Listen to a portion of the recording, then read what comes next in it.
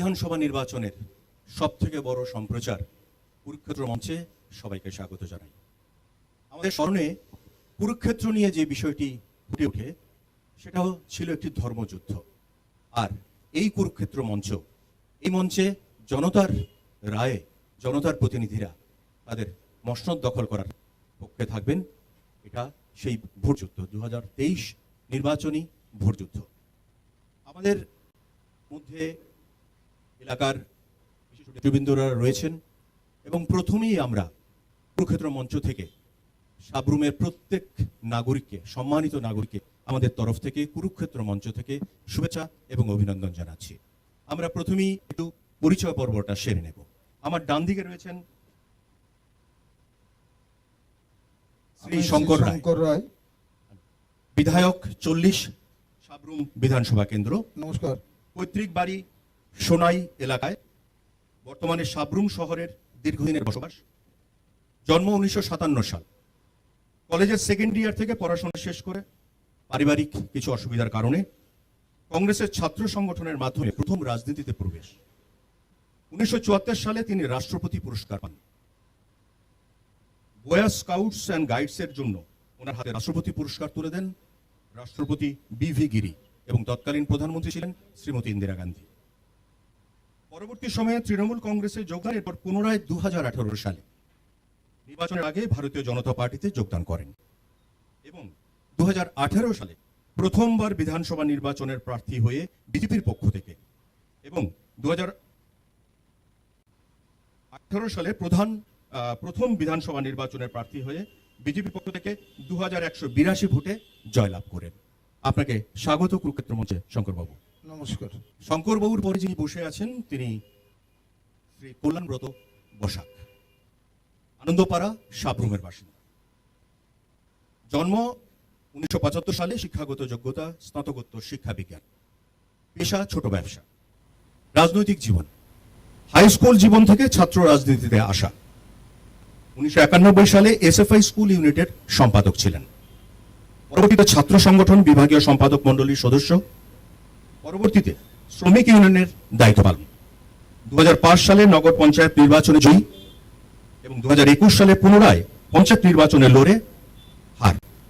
আপনাকে স্বাগত কুরুক্ষেত্র মঞ্চে।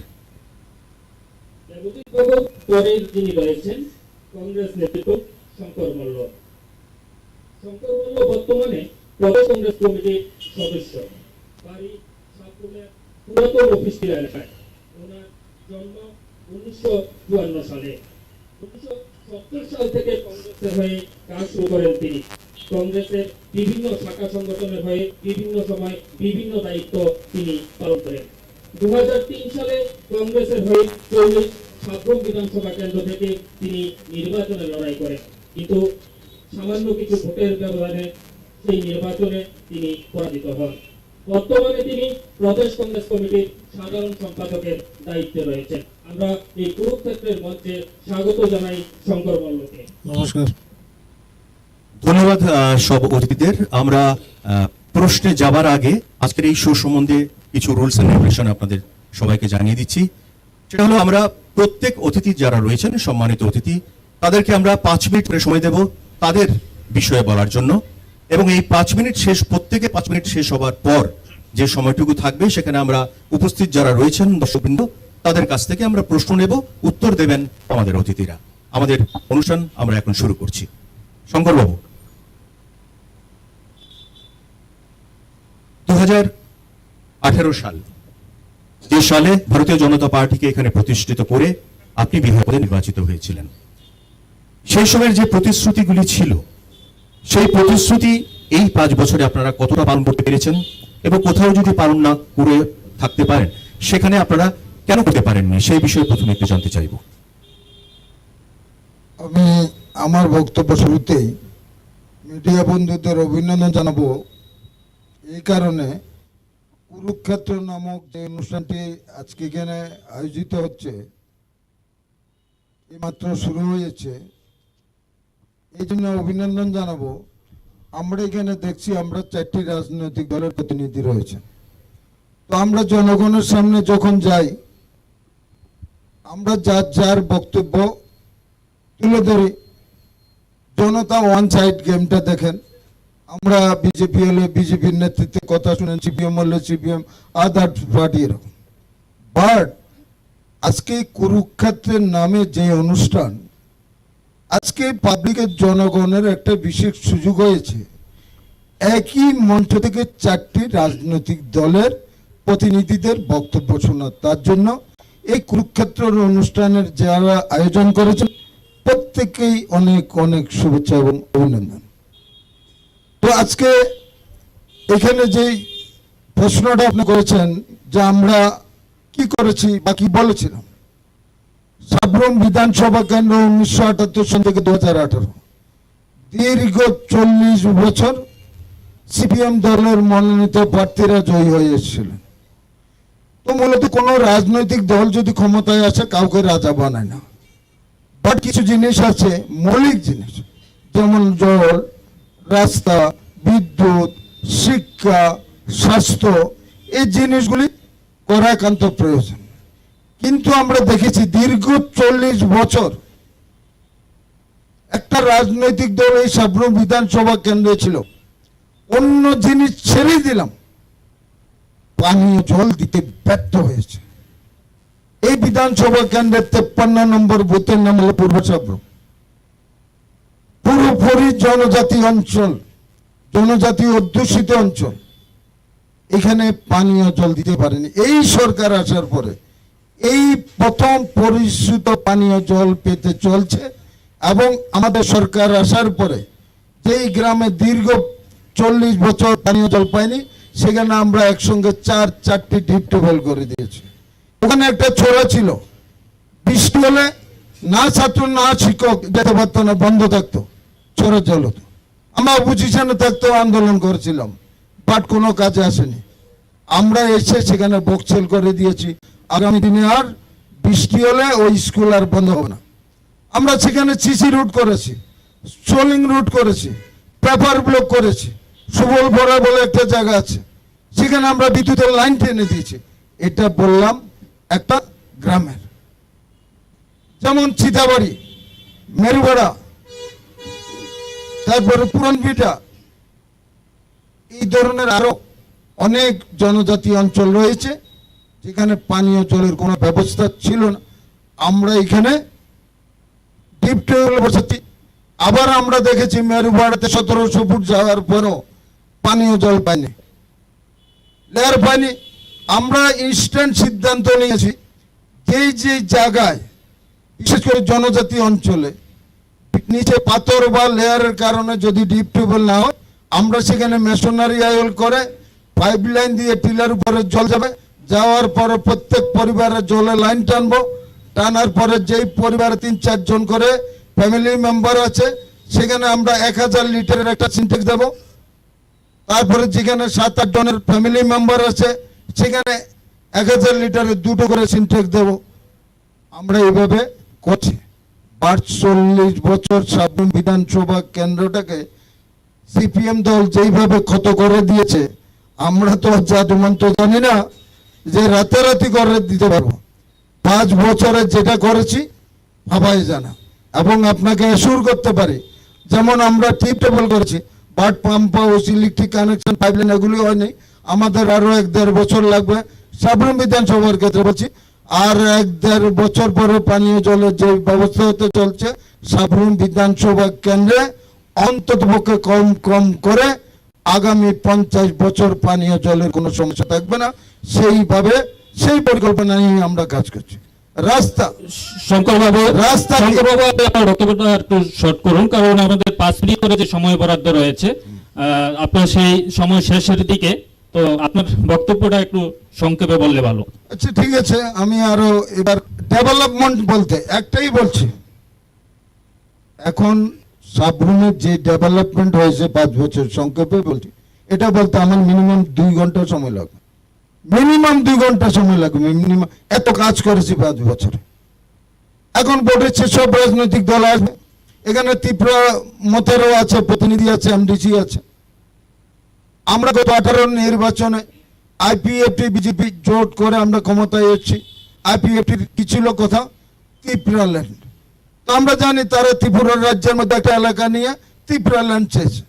ইদানিং যেই মাত্র 23-এর নির্বাচন এসছে, আমরা এই প্রিন্ট মিডিয়া এবং ইলেকট্রনিক মিডিয়ার মাধ্যমে আমরা জানতে পারছি যে বিভিন্ন রাজনৈতিক দল ত্রিপুরা মোতার যিনি সুপ্রিমো ওনার সাথে জোট করার চেষ্টা করছেন, কিন্তু সুপ্রিমো বলছেন যেই দল আমাদের গ্রেটার ত্রিপুরা ল্যান্ডের দাবি মানবে এবং দাবি মানে না লিখিতও দিবে, ওই দলের সাথে আমরা জোট করব।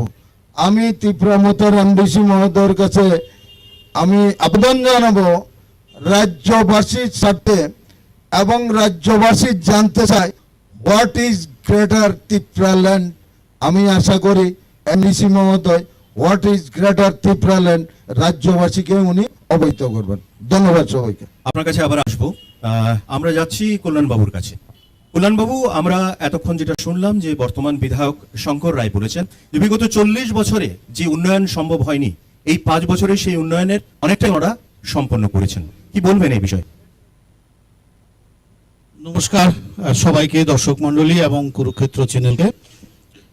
মাননীয় শ্রদ্ধেয় বিধায়ক আমার কাকু শঙ্কর রায় মহাশয় বলেছেন, আমি 5 মিনিট সময় তো আমি একটা কথা বলছি যে 18 নির্বাচনে বিজেপি যে প্রতিশ্রুতিগুলি দিয়েছিল, যে কথাগুলো বলেছিল, সেটা বিকল্প কোনো কথা ছিল না। সেটা বামফ্রন্ট পরপর 5 বার যে জয়ী হয়েছে তার যে রহস্য সেটাকে হাইজ্যাক করেছে। যেমন ধরুন, চাকরি হয়েছে প্রচুর, 22% চাকরি হয়েছে, মানে শতকরা 22 জন চাকরি করে, যেটা ত্রিপুরার রেশিও, ন্যাশনাল রেশিও 15 জন, শতকরা 15 জন। সেই জায়গায় কেন্দ্রীয় সরকারের যে নির্দেশনামা সেটা অমান্য করে বেশি লোককে চাকরি দিয়েছে। প্রচুর কর্মচারী আছে, 35টা ভাতা চালু ছিল, তারপরে রেগা ছিল, 90 দিন 85 দিন রেগার কাজ হতো। এরকম গ্রামের বা সাধারণ মানুষের সাথে যে সমস্ত কাজগুলো করেছে সেগুলোকে অ্যাডপ্ট করেছে, নতুন কিছু বলতে পারেনি। বলেছে ভাতা বাড়িয়ে দেবো, চাকরি যারা করছে তাদেরকে বলেছে বেতন বাড়িয়ে দেবো, নতুন বিকল্প কিছু কিন্তু বলতে পারেনি। রাবার ত্রিপুরাতে 80 সাল থেকে শুরু হয়েছে, যখন প্রথম বামফ্রন্ট নৃপেন চক্রবর্তী মুখ্যমন্ত্রী হয়েছিলেন, তারপর থেকে রাবারের শুরু হয়েছে ত্রিপুরাতে। মোটামুটি সারা ত্রিপুরার কোথাও এখন আর খালি মাটি নেই। এইটা 35 বছর আগে, 10 বছর পরে 25 বছরের এই শাসনে এই রাবারের বাড়ন্ত বেড়েছে, সেটা বামফ্রন্টেরই ফসল। এবং তাকে অ্যাডপ্ট করে বলেছে রাবারের দাম দ্বিগুণ করা হবে, রেগার হাজিরা দ্বিগুণ করা হবে, রেগার মেন্ডেজ ডাবল করা হবে। তাহলে বামফ্রন্টের প্রকল্পগুলোকে অ্যাডপ্ট করেই বলেছে, নতুন কোনো প্রকল্প, নতুন কোনো পরিকল্পনা, বিকল্প কিছু ছিল না। কিন্তু আমরা কি দেখতে পেয়েছি? কিছু কি হয়েছে? আমি আপনাকে বলছি, সাবরুম সাব ডিভিশনে HS+2 স্কুল আছে 20টা, হায়ার সেকেন্ডারি স্কুল আছে 30টা, SB স্কুল আছে 51টা, JB স্কুল আছে 260টা, 207, মোট 208টা স্কুল আছে। আমি যেটুকু জানি একটা একলব্য স্কুল হচ্ছে। মাননীয় বিধায়ক মহাশয় আমার কাকু আছেন, উনি বলবেন যে কটা স্কুল হয়েছে। আমি আপনাকে বলছি, হেলথে একটা মহকুমা হাসপাতাল আছে চোখের সামনে, এটা বাম আমলে ভিত্তিপ্রস্তর হয়েছে, যদিও এটা উপরে ফেলে দেওয়া হয়েছে। পিএসসি পাবলিক হেলথ সেন্টার আছে 1টি এবং CHC আছে 6টি। একটা হাসপাতালও কি নতুন হয়েছে বলতে পারবে? গাঁও সভা আছে 21টি, ভিলেজ কাউন্সিল আছে 11টি, এই 40 বিধানসভা কেন্দ্রে লড়েছে চলছে, কিন্তু নতুন কিছু হয়নি। এগ্রিকালচারের ডিভিশন আছে 3টি, একটা বাম আমলে হয়েছিল, একটা সাতচান ব্লকে আছে 12টি, ওই এগুলোকে কি বলে স্টোরেজ, এবং রূপাইছড়িতে আছে 5টি, আর পোয়াংবাড়িতে আছে 5টি। একটিও কি বেড়েছে? বাম আমলে চাকরি হয়েছে 98 সালে 8,72 জন, 99-তে 10,900 জন, 2001-এ 12,600, কত বলবো আমি 2011 অব্দি বলতে পারি। তার মধ্যে বলছি 2009-এ 12,931, 2010-এ 13,667, 2011-তে 11,723। গড়ে প্রতিদিন, বাম সরকার ছিল যখন, গড়ে প্রতিদিন 11 জনের চাকরি হয়েছে। এইটা হলো বাম আমলের হিসেব। আপনি এবার বলছেন, হ্যাঁ। নতুন করে পিচ রাস্তা কিছু কি হয়েছে? কোথাও কিছু হয়নি। নতুন যেটাকে ফরমেশন রোড, সেটা কিছু হয়নি। রাস্তাতে কাজ হয়েছে, রাস্তাতে বালি দিয়েছে, তাপি মেরেছে, এই সব কাজগুলো তো মেনটেন্স করতে হয়। এছাড়া নতুন কোনো কাজ হয়নি। তাহলে উনি যেটা বলছেন যে 2 ঘন্টা লাগবে ওনার ফিরিস্তি দিতে, কিন্তু আলটিমেট আপনারা সবাই জানেন উনি কিছুই বলেননি যে এটা হয়েছে ওটা হয়েছে, কিছুই বলতে পারেননি। এখানে আপনাকে একটু আমি দাঁড় করাচ্ছি যে আপনি বলছেন কিছুই হয়নি, তাহলে আমি যদি আপনাকে একটা প্রশ্ন এখানে রাখি যে ইন্টিগ্রেটেড চেকপোস্ট সেটা কি সাব্রুম মহকুমায় পড়ে না, বা আপনি বলতে পারবেন? ইন্টিগ্রেটেড চেকপোস্ট আমি আপনাকে বলে রাখছি, এখানে উপস্থিত দর্শক যারা আছেন, আমার সবিনয় অনুরোধ আপনারা একটু ইন্টিগ্রেটেড চেকপোস্ট ওখানে কাজ হচ্ছে যাবেন।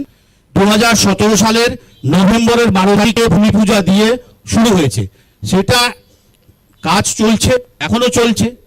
এটা হয়ে গেছে বলতে পারবেন? একটা লোকও কি পারাপার হয়েছে? একটা গাড়িও কি আসতে যেতে পেরেছে? এটা আমার প্রশ্ন। কাজ হচ্ছে, এটা আন্ডার প্রসেস। আসবো অবশ্যই আবারও আপনার কাছে কল্যাণ বাবু। তার আগে আমরা যাব যিনি আমাদের মাঝে উপস্থিত রয়েছেন তীব্রামতা দলের পক্ষ থেকে দেবজিৎ বাবু। যে বিষয়টা প্রথমে শুরুতে আমাদের যিনি বিধায়ক শঙ্কর রায় প্রশ্ন তুলেছিলেন যে ডেটা পিপল্যান্ড ইস্যু, বিষয় হচ্ছে পিপল্যান্ড ইস্যুতে আইপিএফটি কিন্তু সেখানে 2018 সালে নির্বাচনে লড়াই করেছিল, সেখানে বিজেপির সাথে তারা জোট করে সেখানে সরকারও করেছিল, কিন্তু তাদের যে দাবি সেটা আদৌ কতটা যৌক্তিক ছিল, বা বর্তমানে আপনারা যেটা বলছেন যে গ্রেটার টিপ্রাল্যান্ড এবং গ্রেটার টিপ্রাল্যান্ড এই দুটোর মধ্যে পার্থক্য কি? 2 নম্বর বিষয় হচ্ছে গ্রেটার টিপ্রাল্যান্ড যদি আপনারা করতে চান কোন এরিয়াগুলোকে নিয়ে এবং কিভাবে এটার ম্যাপটা হবে সেটা যদি আপনি স্পষ্ট করেন। প্রথমে ধন্যবাদ জানাই আজকে কুরুক্ষেত্রের মধ্যে উপস্থিত সবাই দর্শক বন্ধুকে আমি নমস্কার জানাই। অ্যাকচুয়ালি শঙ্করাই যেটা বলেছেন গ্রেটার ত্রিপুরাল্যান্ড হচ্ছে কনস্টিটিউশনাল মধ্যে আর্টিকেল 2 এবং 3, এটা যদি আপনারা পড়েন তাহলে বুঝবেন গ্রেটার ত্রিপুরাল্যান্ড কি। আমি বলতে চাই গ্রেটার ত্রিপুরাল্যান্ড কাদেরকে নিয়ে হবে বা কোন কোন এরিয়াকে নিয়ে হবে। যে জায়গার মধ্যে তিপ্রাসা জনগোষ্ঠী আছে সব জায়গাকেই আমরা গ্রেটার ত্রিপুরাল্যান্ডের আওতায় আনতে চাই। তো আমি বলবো এখানে আমাদের যে কনস্টিটিউশনাল সলিউশনের যে ফাইট, এটা কোনো বাঙালিদের বিরুদ্ধে নয়। কারণ আমি একটা এক্সাম্পল দিতে চাই। কথার কথা, আমি একটা ডক্টরের কাছে যাই, আমার যদি চশমা লাগে তাহলে আমি ডক্টরের পরামর্শতে আমি একটা চশমা কিনবো, কিন্তু এর মানে এ না যে আমি ওনার কাছ থেকে আমি চশমাটা কিনে আমি নিব, এমন না। তো গ্রেটার ত্রিপুরাল্যান্ড হচ্ছে আমাদের যে কনস্টিটিউশনাল রাইট। কারণ আমরা দেখেছি 25 বছর বাম আমলে একটা এডিসি এলাকা ডেভেলপ হয়নি, আমাদেরকে পানীয় জল নেই, স্কুল আছে।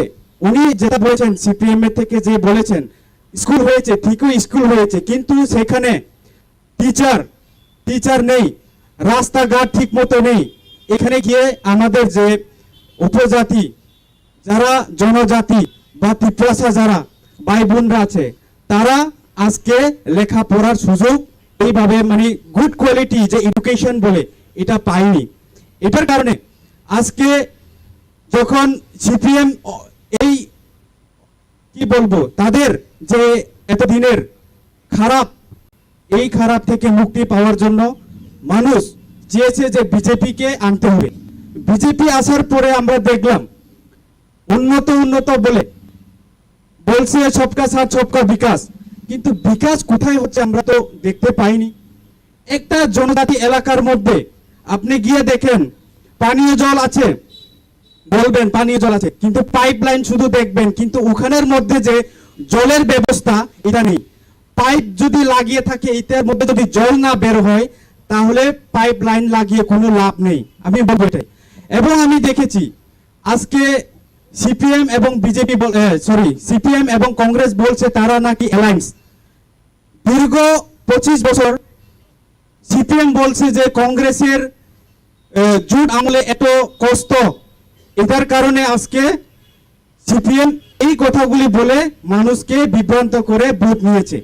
এখন তারা এই মঞ্চে, আমি বলবো এই মঞ্চে তারা একজোট হয়ে কাজ করছে, মানে মানুষকে একবারও জিজ্ঞানো হচ্ছে না যে আমরা জোট হচ্ছে। মানুষ এবার ভোট দিবে যারা লিডার তাদেরকে দেখে নয়, যারা ভালো কাজ করবে এবং যারা জনতার সঙ্গে থাকবে, আমি আশা করব তাকেই আপনারা চয়েস করবেন। কারণ কোনোদিন মানুষের পাশে আমরা থাকতে চাই, কারণ যে লিডার হে যেই হোক, লিডার শুড বি তার মানুষের পাশে থাকতে হবে। আমি দেখেছি সিপিএম এবং কংগ্রেস জোট হয়েছে, কিন্তু একটা কনসার্ন নেইনি জনসাধারণের কাছ থেকে যে আমরা জোট হব। আমি বলবো এই থেকে আমরা জানতে চাই, যারা সিপিএম এবং কংগ্রেস দীর্ঘদিন আপনারা লড়াই করেছেন, এই ত্রিপুরা রাজ্যে বিজেপি আসিল না, এই ত্রিপুরা রাজ্যের মধ্যে হয় কংগ্রেস না হয় সিপিএম আসিল। দীর্ঘ 25 বছর ধরে তাদের মধ্যে ফাইট আমরা দেখেছি, ছোটবেলা থেকেই দেখেছি, কিন্তু আজকে দেখলাম তাদের মধ্যে বন্ধুত্ব। এটা রাজনৈতিকভাবে মানুষকে ঠকানো, এটা বন্ধ করতে হবে। তাইলে এবং আরেকটা আমরা যারা দর্শকরা রয়েছেন আপনাদের উদ্দেশ্যে বলবো, আরেকটা দয়া করে বলবো। আপনারা এভাবে চিৎকার দেবেন না। আজকে আমরা দেখেছি, হ্যাঁ, বিজেপি, যারা বিজেপি সমর্থক, আমি বলবো আপনারাও বুঝতে হবে যে ডেভেলপমেন্ট, আপনারা সবকা সাথ সবকা বিকাশ বলছেন, কিন্তু সবকা সাথ সবকা বিকাশ কেন হয় না? আজকে আমরা যে গ্রেটার ত্রিপুরা ল্যান্ড চাইছে, এটা আমাদের অধিকার, আমাদের পাওনা। কারণ 70 বছর ধরে আমরা কিছুই পাইনি। 70 বছর ধরে আমাদের এইভাবে যে ডিপ্রাইভ করে রাখা হয়েছে, এটার কারণে আমাদের ফাইট। আমরা চাই আমাদেরকে যাতে ইন্ডিপেন্ডেন্টলি আমরা বাঁচতে চাই, এবং আমরা আমাদের যারা ত্রিপুরাসা ভাই বোন তাদেরকে আমরা ডেভেলপমেন্ট করতে চাই। এই ডেভেলপমেন্ট করার জন্য আমাদেরকে যে কনস্টিটিউশনাল মধ্যে 2 এবং 3 এটার অনুযায়ী যাতে আমরা পাইতে পারি, আপনারাও সবাই এইবারে 2023-এ অবশ্যই ত্রিপুরা মথা সরকার গঠন করবে এবং সরকার গঠন করছে, এটার নির্দ্বিধায় আমরা বলতে পারি। এবং আমি বলবো যারা আজকে বিভিন্ন পার্টি থেকে এখানে এসেছে, তারাও আজকে বুঝে গেছে যে ঠকানো, এবং মানুষকে, আমাদের যারা ইয়াং জেনারেশন আছে এবং আমাদের যারা যুবক, তারা সবাই আজকে শিক্ষিত, তারা বুঝে যে কি করলে আমরা একসঙ্গে, আমাদের বুবাগরা যিনি মহারাজা উনি বলেন থানসা। আমি বলবো ত্রিপুরাসা মানে এই ত্রিপুরা রাজ্যে আমাদের ককবরক ভাষায় ত্রিপুরাসা মিন্স ত্রিপুরানি ভূষা, মিন্স ত্রিপুরার যে সন্তান তাদেরকে ত্রিপুরাসা বলি। আমরা বলবো বাঙালি হোক নন বাঙালি হোক, সবাই ত্রিপুরাসার আওতায় পড়ে।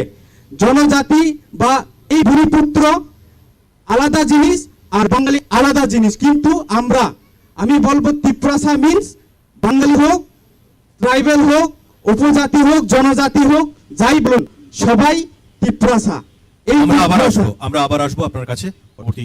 ঠিক আছে, নমস্কার। যিনি রয়েছেন আমাদের মাঝে কংগ্রেস নেতৃত্ব উপস্থিত, আপনার উদ্দেশ্যে আমাদের যে প্রশ্ন, আমরা দেখতে পেয়েছি যে এই সাব্রুম বিধানসভা কেন্দ্রে দীর্ঘ বছর ধরে সেখানে লড়াই হয়েছে কংগ্রেস এবং সিপিআইএম এর মধ্যে, কিন্তু সেখানে সবচেয়ে উল্লেখযোগ্য বিষয় হচ্ছে সামান্য কিছু ভোটের ব্যবধানে বরাবরই দেখা যেত সেখানে সিপিআইএম যিনি ক্যান্ডিডেট হতেন উনি জয়ী হতেন। কেন এমনটা হয়েছে তার যদি ব্যাখ্যা দেন। আমি ভারতীয় জাতীয় কংগ্রেসের পক্ষ থেকে আমি বলবো 2018-এর আগে এখানে কোনো বিজেপির অস্তিত্ব ছিল না, লড়াই হয়েছে কংগ্রেস এবং সিপিএম এর মধ্যে। দীর্ঘদিন আমরা বাম শাসনের বিরুদ্ধে লড়াই করেছি, আমরা দেখেছি বিভিন্ন প্রকারের, আমরা চেষ্টা করেও আমরা কংগ্রেসকে ক্ষমতা আনতে পারিনি। তখন মানুষ 1 থেকে 1.5% ভোট যখন ছিল বিজেপির, মানুষ চিন্তা করলো আমাদের সিপিএম এর বিরুদ্ধে লড়াই করতে করতে এমন একটা পর্যায়ে চলে গেছে, তখন সাধারণ মানুষ মনে করেছে একটা পরিবর্তন দরকার। এই পরিবর্তন কেন দরকার? মানুষের অধিকার রক্ষা হচ্ছে না, বা মানুষ যাতে স্বাধীনভাবে চলতে পারে, কথা বলতে পারে, এই সব কারণে পরিবর্তন করেছে 2018-তে। কিন্তু আমরা এসে দেখলাম, ক্ষমতায় এসে দেখলাম আমরা বিজেপি যখন ক্ষমতায় আসছে 18-এর পরে আমাদের সমস্ত অফিস ভেঙে দেওয়া হয়েছে। জোরটা কি কারণ হয়েছে আমি বলছি। যে আমাদের সাবরুমে 11টা অফিস, পার্টি অফিস ভেঙে দিয়েছে কারা? বিজেপির লোকরা। একটা অফিস নাই আমাদের। তারপরে আসুন, নগর পঞ্চায়েত নির্বাচন হয়েছে, গ্রাম পঞ্চায়েত নির্বাচন, পঞ্চায়েত সমিতি নির্বাচন, জেলা পরিষদের নির্বাচন। একজন মেম্বার, একজন চেয়ারম্যান ভোটে জিতেছে, যদি প্রমাণ দিতে পারেন আমি রাজনীতি ছেড়ে দেবো। এখানে এত সন্ত্রাস করেছে আমাদেরকে সাতচান ব্লকের সামনে নির্বিচারে পিটিয়েছে, গাড়িমা ভাঙচুর করেছে। এইসব অত্যাচারের কারণে দীর্ঘদিন ধরে আমরা বিজেপি থেকে অত্যাচার ছাড়া কিছু পাই নাই। শান্তিপূর্ণভাবে আমাদের কোনো চলাফেরা বা এই যে প্রোগ্রাম করার মতন 5 বছরের মধ্যে একদিনও করা যায় নাই। আর এই জন্যই সন্ত্রাসের বিরুদ্ধে যারা ভোট দিয়েছে 2018-তে যারা সন্ত্রাসের বিরুদ্ধে ভোট দিয়েছে, সেই 2018 পরে দেখলাম যে তার চেয়ে আরো 10 গুণ বেড়ে গেছে অত্যাচার। মানুষের অধিকার প্রথম বাঁচতে হলে আমাকে অধিকার নিয়ে বাঁচতে হবে। আমার অধিকারে যদি না থাকে, আমার স্বাধীনতায় যদি না থাকে, তা আমি কোথায় চলবো, কোথায় কিভাবে হাঁটবো, কিভাবে আমরা কথা বলবো? তাই এই জন্য এই পরিস্থিতিতে জোট হয়েছে। কারণ এই যে মানুষ কথা বলতে পারছে না, এটা হচ্ছে আমাদের 1 নম্বর কথা। কারণ 2018-এর পরে আমরা এই গত 25 তারিখ, নভেম্বরের 25 তারিখ আমরা ভারত জোড়ো যাত্রার মাধ্যমে আমরা মানুষের মধ্যে একটা যে ভেদাভেদ সৃষ্টি যাতে না হয়, ভারত জোড়োর মাধ্যমে একটা মানুষের সঙ্গে একটা ভালোবাসা যাতে জন্মায়, তার জন্য আমরা আন্দোলনে এই যে যাত্রা করেছি। আমাদেরকে যে মেরা মেরেছে আপনি ভাবতে পারবেন না। একটা গণতান্ত্রিক দেশে এই ধরনের একটা আচরণ করা, এই ধরনের একটা মানে জবরদস্তি মানুষকে দাবিয়ে রাখা, এটা কেমন ধরনের কথা জানি না। এটা আগামী দিন মানুষ কিভাবে নিয়ে নেবে। তাই আমরা সেখানে আপনার কাছে আসছি, আপনার একটা যে শব্দ ইউজ করেছেন এখানে, যে অধিকার, যে অধিকার শব্দটা ধরেই কিন্তু আমি আপনাকে প্রশ্নটা করছি। আপনি বলছেন যে বামানো, যেটা সিপিএম এর শাসনকালে সেখানে মানুষ তার অধিকার হারাচ্ছিল, তার কারণে মানুষ বিকল্প খুঁজে বিজেপিকে সেখানে সমর্থন করেছে এবং বিজেপি সরকার প্রতিষ্ঠা হয়েছে। এখন আবার আপনারাই বলছেন যে মানুষ তার অধিকার হারাচ্ছে, তাই সেই অধিকার পুনরুদ্ধারের জন্য আপনারা সিপিএম এর সাথে যোগ করছেন। প্রশ্ন হচ্ছে, দাঁড়ান, আপনি আমার প্রশ্নটা বোঝার চেষ্টা করুন। আগে আপনি প্রশ্নটা বুঝে তারপর উত্তরটা দিই। প্রশ্ন হচ্ছে, যাদের বিরুদ্ধে আপনি আঙুল তুলেছিলেন অধিকার নিয়ে, এখন তাদেরই হাত ধরেছেন আপনারা, তাহলে সেটা কি যে যারা নিচু স্তরের কর্মীরা রয়েছে, সাধারণ মানুষরা রয়েছে, তাদের সাথে কি আপনারা যোগাযোগ করেছেন বা তাদের মতামত নিয়েছিলেন, বা তারা কি আপনাদের এই জোটকে গ্রহণ করবে? অবশ্যই গ্রহণ করবে সমস্ত মানুষ জোটের পক্ষে, কারণ অত্যাচারের বিরুদ্ধে মানুষ রায় দেবে। গতদিনও দিয়েছে, আগামী দিনও দেবে। আগামী দিনও দেবে। আমরা আসবো কল্যাণ। গতদিনে মানুষ অত্যাচারের বিরুদ্ধে রায় দিয়েছে, এখনো অত্যাচারের বিরুদ্ধে মানুষ রায় দেবে। আপনারা কাইন্ডলি একটু থাকবেন, আমরা আসবো আপনার কাছে, আপনাদের সমস্ত প্রশ্ন নেব আমাদের অতিথিদের জন্য। আমরা আরেকটু কথা বলে নিচ্ছি। হ্যাঁ, শঙ্করবাবু, যে অভিযোগগুলি আমাদের উপস্থিত অতিথিরা বারবার বলছে, সেখানে ধরুন বারবার আসছে যে পার্টি অফিস আক্রান্ত, তারপরে আসছে ভীষণ ডকুমেন্টের প্রতিশ্রুতি না পালন হওয়া, এবং আমাদের সম্মানিত অতিথি যিনি তিপ্রামাথা থেকে এসেছেন উনি বলেছেন যে পানীয় জলের কথাটা যে আপনি বলেছেন, সেখানে শুধু পাইপটা আছে, সেখানে পানীয় জলের সেই ব্যাপারটা উনি দেখতে পাচ্ছেন না। তো কি বলবেন এই প্রত্যুত্তরে? নমস্কার, আমার সঙ্গে আছে সিপিএম এর প্রতিনিধি, আমার ভাতিজা। তো প্র্যাকটিক্যালি এখানে আমাদের বিজেপি দলের থেকে আমাদের এক নেতা আসার কথা ছিল, কিন্তু এখানে আগে যারা এখানে সাংবাদিক বন্ধু আছেন আমাকে বলেছিল আমাদের মাননীয় বিধায়ক প্রভাত চৌধুরী মহোদয় থাকবেন, তার জন্য আমি এসেছিলাম। আমি ভাতিজা এমন কিছু বলতে যাব না, আমারও খারাপ লাগবে, ভাতিজা হলো যাবে, সুতরাং আমি এগুলি বলতে যাব না। আমাদের প্রভাত চৌধুরী আসলে আমি বলতাম। আমরা কুরুক্ষেত্র কিন্তু তাই দেখেছি, কোনো আত্মীয় স্বজন ছিল না। না, সেখানে ধর্মযুদ্ধ হয়েছে। এখানে সম্পর্কটার বাইরে গিয়ে আমরা ভোট যুদ্ধের কথা বলবো। না, দেখো আমি কেন বলছি শুনো, আমার হাতে কোনো কাগজ আছে নাই। আমার ভাতিজা পড়ে বলেছে, পার্টি অফিস থেকে লিখে দিয়েছে, সেগুলি পড়ে বলেছে, আছে আমার কাছে নাই। সুতরাং আমার ভাতিজাকে আমি বলবো না, আমরা সিপিএম যাই বলবেন। আজকে প্রভাত চৌধুরী হলে ঠিকই কুরুক্ষেত্রটা আজকে এখানে হতো, আমি বলে নিচ্ছি, তবুও একটা কথা বলছি, আমার একটা ছোট্ট না বলছি রাজনৈতিক আচ্ছা, কারণে আমাকে কিন্তু ছাড়বেন না। না না ছাড়বো না, না সেটা না, আমারও তার ভাই রাজনীতির জন্য সমাজ ব্যবস্থা ভেঙে যাবে, সেটা আমরা সিপিএম এর মতো করবো না। ফার্স্ট সোশ্যাল রিলেশন দেন পলিটিক্স, ফার্স্ট সোশ্যাল রিলেশন দেন পলিটিক্স। আরে পলিটিক্স এ কার সাথে? সমাজের সাথে। আগে সমাজ মজবুত দেন পলিটিক্স, এটা আমাদের আইডিওলজি। আমরা কি বলি? ভারত মাতা কি জয়, রাষ্ট্রবাদী কথাটা আমরা ইউজ করি, সুতরাং আগে আমরা এটা শঙ্করবাবু, আপনাদের প্রশ্ন। বলছি এখানে না আমার সিপিএম এর একটা কথা, যেমন এগ্রিকালচার নিয়ে বলছে একটু, তার জন্য বলছি লজ্জা পাবে, বেছে বেছে নিয়ে একটু একটু বলছে। এই রেল স্টেশনের সাথে একটা গোডাউন আছে, ফুড গোডাউন, ইয়েতে এগ্রিকালচারের 1000 MT করেছি নতুন, এখনো আছে 500 MT সিড গোডাউন, শুধু একটাই বলছে নতুন আছে অফিসেই কয়েকদিন আগে ফাংবাড়ি আন্ডার ফাংবাড়ি এসে অফিস উদ্বোধন করেছে। অদ্দূর। আর ল অ্যান্ড অর্ডার, আমরা বিশ্বাস করি যেখানে ল অ্যান্ড অর্ডার থাকবে না সেখানে ডেভেলপ এই জীবন হবে না। ফ্রম দ্য বিগিনিং আমি অহংকার করে গর্ব করে বলতে পারি, গত 5 বছর সাবরুম যেভাবে ল অ্যান্ড অর্ডার ছিল না অতীতে, আমরা দিইনি, হার্ড অ্যান্ড সোল চেষ্টা করেছি। এই সাবরুমে 1993 থেকে 98 5 বছরে 14টা গুণ হয়েছে। আর আজকে কংগ্রেস বলছে জোট, আজকে কংগ্রেস সিপিএম জোট আপনারা বলছেন, বাট এই জোট হয়েছে জিতেন সুদীপ জোট। বলছি কেন হচ্ছে? 1993 থেকে 98 5 বছরে 14টা গুণ হয়েছে এই সাবরুমে, 5 বছর ধরে 14টা গুণ, নটা ম্যাটার অফ জোট। সেই জিতেন বাবু আর সুদীপ বাবু বলছে গণতন্ত্র নাই, সংবিধান নাই। ওনাদের কথা মনে হয় যে এই দেশে এবং ত্রিপুরা রাজ্যে বোধহয় গণতন্ত্র আর এই সংবিধান বোধ 2018 পরে চালু হয়েছে। আমি জানি না কবে গণতন্ত্র চালু হয়েছে, সংবিধান চালু হয়েছে, ওনাদের জানা আছে কিনা, যদি থাকতো। এই দক্ষিণ ত্রিপুরা 69টার উপরে খুন হয়েছে এই বামলে, এই সাবরুমে কুমারী মা হয়েছে, এই সাবরুমে ধর্ষণ হয়েছে, কত অগ্নি সংযোগ হয়েছে। আমি জানি না, আমার খারাপ লাগে বাদ্যিদের কাছে বলতে। তারপরে যেমন কংগ্রেস বলছে পার্টি ভেঙে দিয়েছে, একজন বিজেপি কর্মীও টাচ করে না কোনো বিল্ডিং, ভেঙেছে সত্য কথা, সরকার ভেঙেছে। কেন? সরকারের জায়গায় দলীয় অফিস বানিয়েছে। শুধু কংগ্রেস অফিস নেই, সিপিএমও ভেঙেছে, বিজেপি অফিসও ভেঙেছে। বিজেপি আপনারা খোঁজ নিয়ে দেখুন, বিজেপি অফিসও ভেঙেছে, বলেছে সরকার সিদ্ধান্ত নিয়েছে খাস ভূমিতে কোনো দলীয় অফিস থাকতে পারবে না, সেখানে সিপিএম হোক, কংগ্রেস হোক, বিজেপি হোক, যার রয়েছে ভেঙে দিয়েছে। এবার দেবজ্যোতি বাবুর কাছে আছি, তো আমি বাঙালি হলেও তুই তীব্রচার কথা বলেছে, আমি খবরক জানি। আর জনজাতিদের সাথে আমাদের পারিবারিক সম্পর্ক জন্মলগ্ন থেকে, আমিও খবরক জানি, ভেরি গুড। ভাবতে পারে না গত 40 বছরে সাবরুম বিধানসভার জনজাতিরা কি ডিপ্রাইভ দেবজিৎ বাবু সাক্ষী আছেন।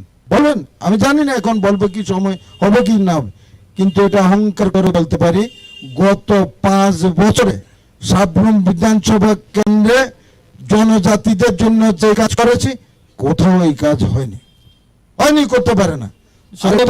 আরেকটা কথা বলে শেষ করে দিচ্ছি, আমি ছেড়ে দিচ্ছি। আমি দেবজিৎ বাবুর কাছে জানতে চেয়েছিলাম যে গ্রেটার ত্রিপুরা ল্যান্ডটা কোন কোন এলাকা নিয়ে, আপনিও প্রশ্ন করেছিলেন, কিন্তু দেবজিৎ বাবু ট্রেডফুলি এটাকে কাটিয়ে দিয়ে গেছেন।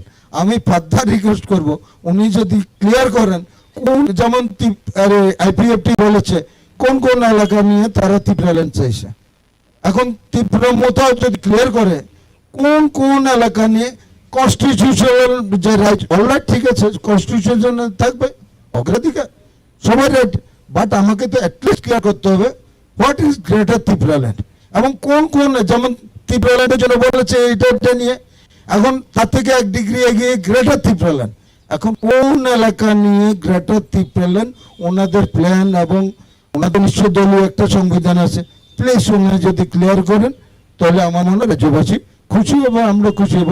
ধন্যবাদ। সংগ্রাম, আমাদের যে বাকি অতিথিরা রয়েছেন ওনাদের যে বক্তব্য, সেই বক্তব্য থেকে আপনাকে সংক্ষেপে উত্তর চাইবে এটার, যে আপনারা 2018 যে বিধানসভা নির্বাচন, তার আগে যে ভীষণ কোনছে যে প্রতিশ্রুতিগুলি দিয়েছেন, সেই সবকটা প্রতিশ্রুতি কি আপনারা পূরণ করতে পেরেছেন? আমি শুরুতেই বলেছি, আমরা এমন জাদুমন্ত্র জানি না 40 বছরে কত রাতারাতি শুকিয়ে ফেলতে পারবো। যেমন দেখুন তো, এই সিপিএম পার্টি কত বছরে 700 টাকা ভাতা করেছিল, আমরা ধাপে ধাপে বাড়িয়েছি 2000 টাকা, এর আগে কত ছিল, ধাপে ধাপ আমরা সাধ্যমতো দিয়ে করে বলবো, তাহলে আমি আরেকটা প্রশ্ন করব, আমরা করবো প্রত্যেক টাইম। 10,323 জন্য আপনারা কি করেছেন? আচ্ছা বলছি, ভালো কথা বলেছেন, রক্ষকে বক্ষ হয়ে গেছে, রক্ষক বক্ষক হয়ে গেছে। আজকে কত বাপটা এমন কিছু হয় না, দরদ আজকে 10,323 আজকে ত্রিপুরা রাজ্যে একটা সংখ্যা, বাট এটা নাই, বিলো 7,000 আছে এখন, 7,000 নেই। এবার টেটে বানি 10,323 কি করে বলে?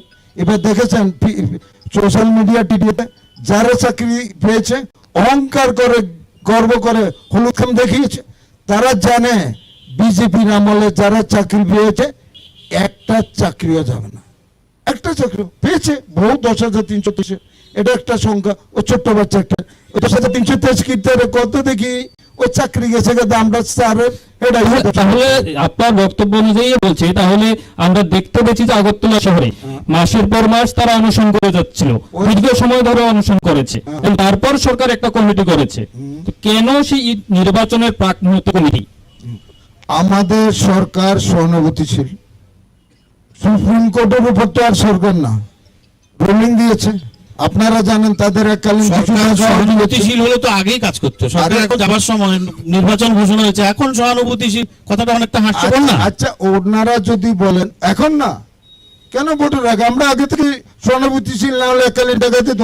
সহানুভূতিশীলকে পুলিশ পেটায়, সেটা তো আমার জানা ছিল না। ধরো যারা সহানুভূতিশীল, আমি আপনার প্রতি সহানুভূতিশীল, তাহলে আপনাকে আমি পুলিশ দিয়ে পেটাবো, সিপিএম, এরকম তো আমার জানা ছিল না। আচ্ছা সিপিএম যে দরদের কথা বলছে, পুলিশ পিটানো, এগুলিকে কি দরদ জানেন? কি দরদ বলে বলেন তো? এগুলিকে বলে পিতলা দরদ, এগুলিকে বলে পিতলা দরদ, বুঝুন তো? এই দরদের আলাদা একটা নাম আছে, আর তারাই চাকরি দিয়েছে, 3-3 বার ইন্টারভিউ নিয়েছে। আজকে মানিক বাবুরা এসে একটা কথা বলছি এই ফাঁকে, আপনাকে সুযোগ দেওয়া হবে, প্লিজ বলতে। 3-3 বার ইন্টারভিউ নিয়ে চাকরি দেয়নি, চাকরি চলে গেছে। কেন ওনারা থাকতে দিলেন? কেন এখন ওনাদের উস্কাচ্ছে? কেন এই যে এখন টেটে চাকরি পেয়েছে, আদার ডিপার্টমেন্ট পেয়েছে, এখন বিলো 7,000 আছে, তো এখানে দেখবেন অল্প কিছু ছাড়া বাকি আগামী দিনে অনেক চাকরিতে ঢুকে যাবে, কিন্তু আপনারা 20 বছর পরেও শুনবেন 10,323। আবার প্রশ্নটা হচ্ছে যে আপনারা কমিটি করেছে আপনাদের সরকার নির্বাচনের প্রাক মুহূর্তে, এবং সেই কমিটির মধ্যে রয়েছেন অবসরপ্রাপ্ত একজন বিচারপতি, সেখানে রয়েছেন গুয়াহাটি হাইকোর্টের। আমরা দেখতে পেয়েছি সম্প্রতি তিনি নিজে তার স্পষ্টীকরণ দিয়েছেন যে নির্বাচনের প্রাক মুহূর্তে তিনি রাজ্য সরকার অর্থাৎ মুখ্য সচিবকে চিঠি দিয়ে জানিয়েছিলেন যে কোর্টের যে রায় রয়েছে সেই রায় অনুযায়ী 10,323 সকলের চাকরি যায়নি, এবং তার জন্য তিনি নির্বাচনের প্রাক মুহূর্তেই কিন্তু মুখ্য সচিবকে জানিয়েছিলেন যাতে তাদের জন্য সরকার কিছু একটা করতে পারে, কিন্তু সেটা করা হয়নি বা সরকার করেনি, কিন্তু সেখানে একটা কমিটি করে দিয়েছে। তিনি আবার এও বলেছিলেন যে এই কমিটির তো কোনো মানে থাকে না, কারণ সরকার কি করতে পারে তার ড্রাফটও আমি করে দিয়ে দিয়েছি, কিভাবে নোটিফিকেশন সরকারকে করতে হবে তাও আমি দিয়ে দিয়েছি, তাহলে সেটা কি বলবেন?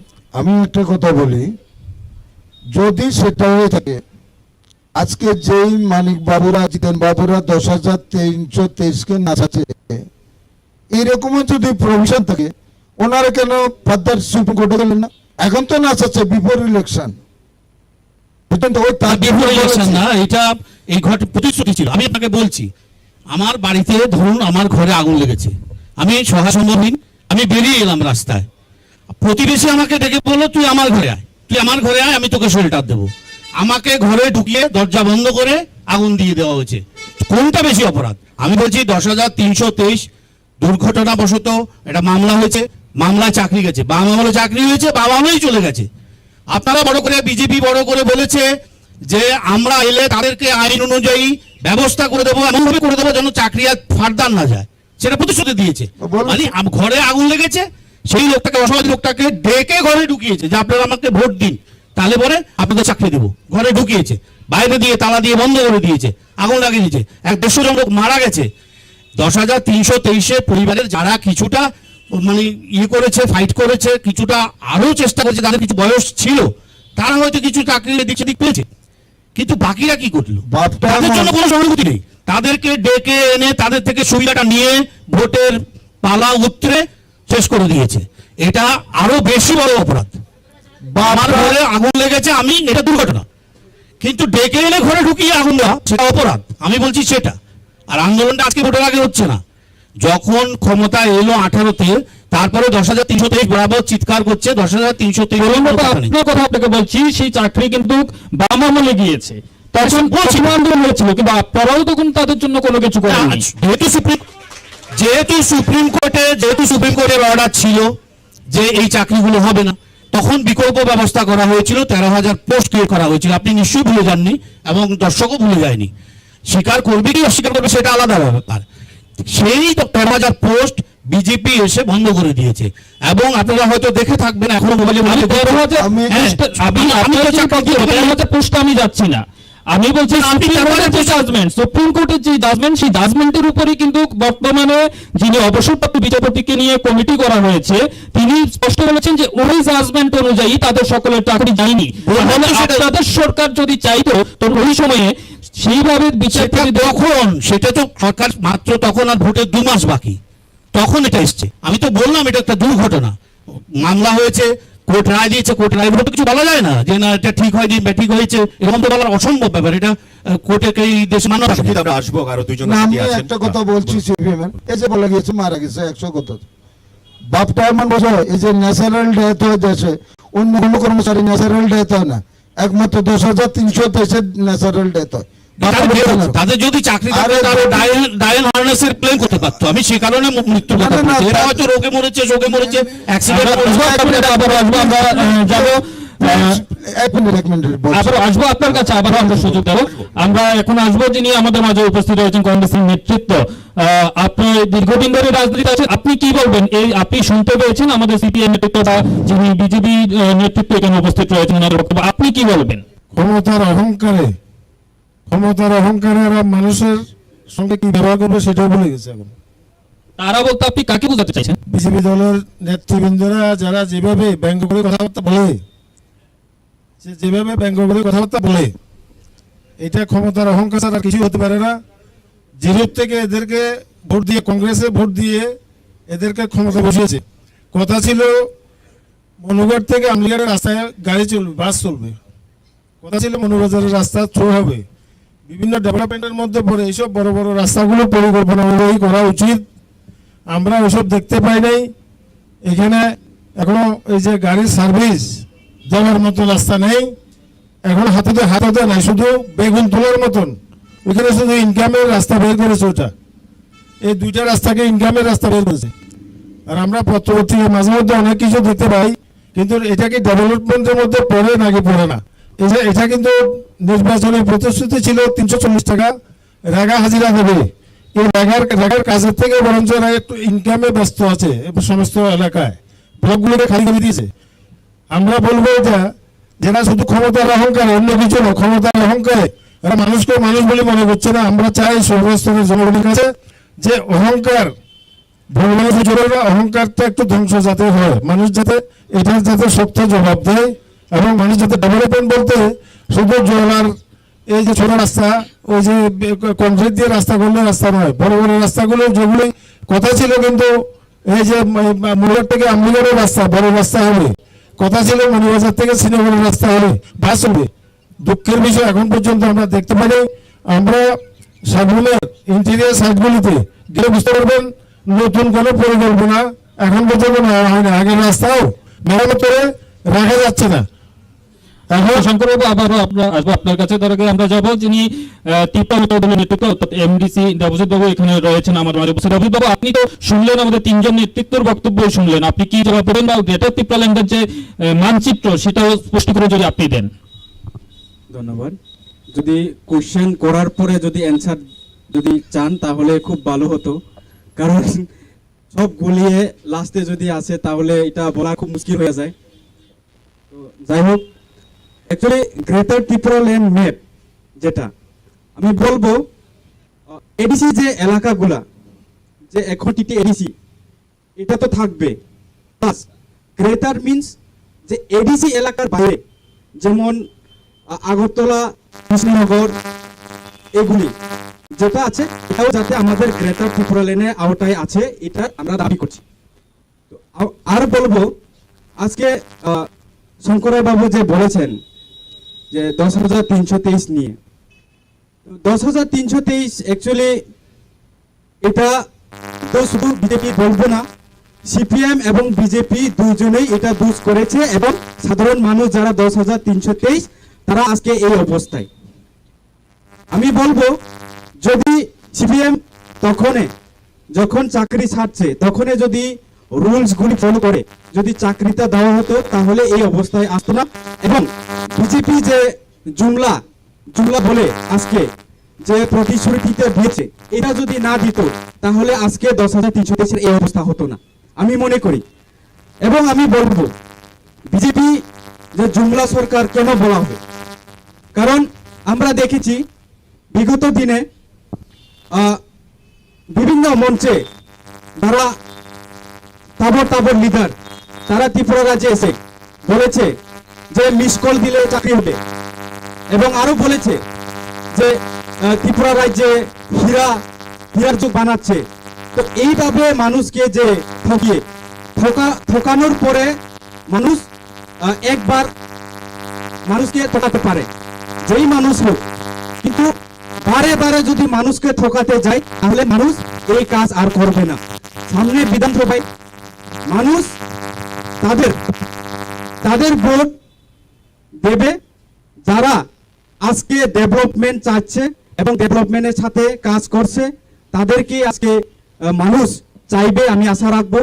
এবং আমি বলতে চাই এই ত্রিপুরা রাজ্যের মধ্যে বিশেষ করে এডিসি এলাকাগুলির মধ্যে আমরা দেখেছি দীর্ঘদিনে 5 বছরে যারা বিজেপি সরকার আছে তারা চেয়েছে সব জায়গার মধ্যে মনে হয় একবার গিয়ে ভিজিট করেনি, কারণ আমরা দেখেছি আমরা গভর্নমেন্টে আসার পরে সমস্ত এডিসি এলাকাগুলির মধ্যে আমরা যখন ভিজিটে যাই তখনই দেখলাম মানুষ পাহাড়ে যারা বসবাস করে তারা কুয়োর জল খাচ্ছে আজ পর্যন্ত।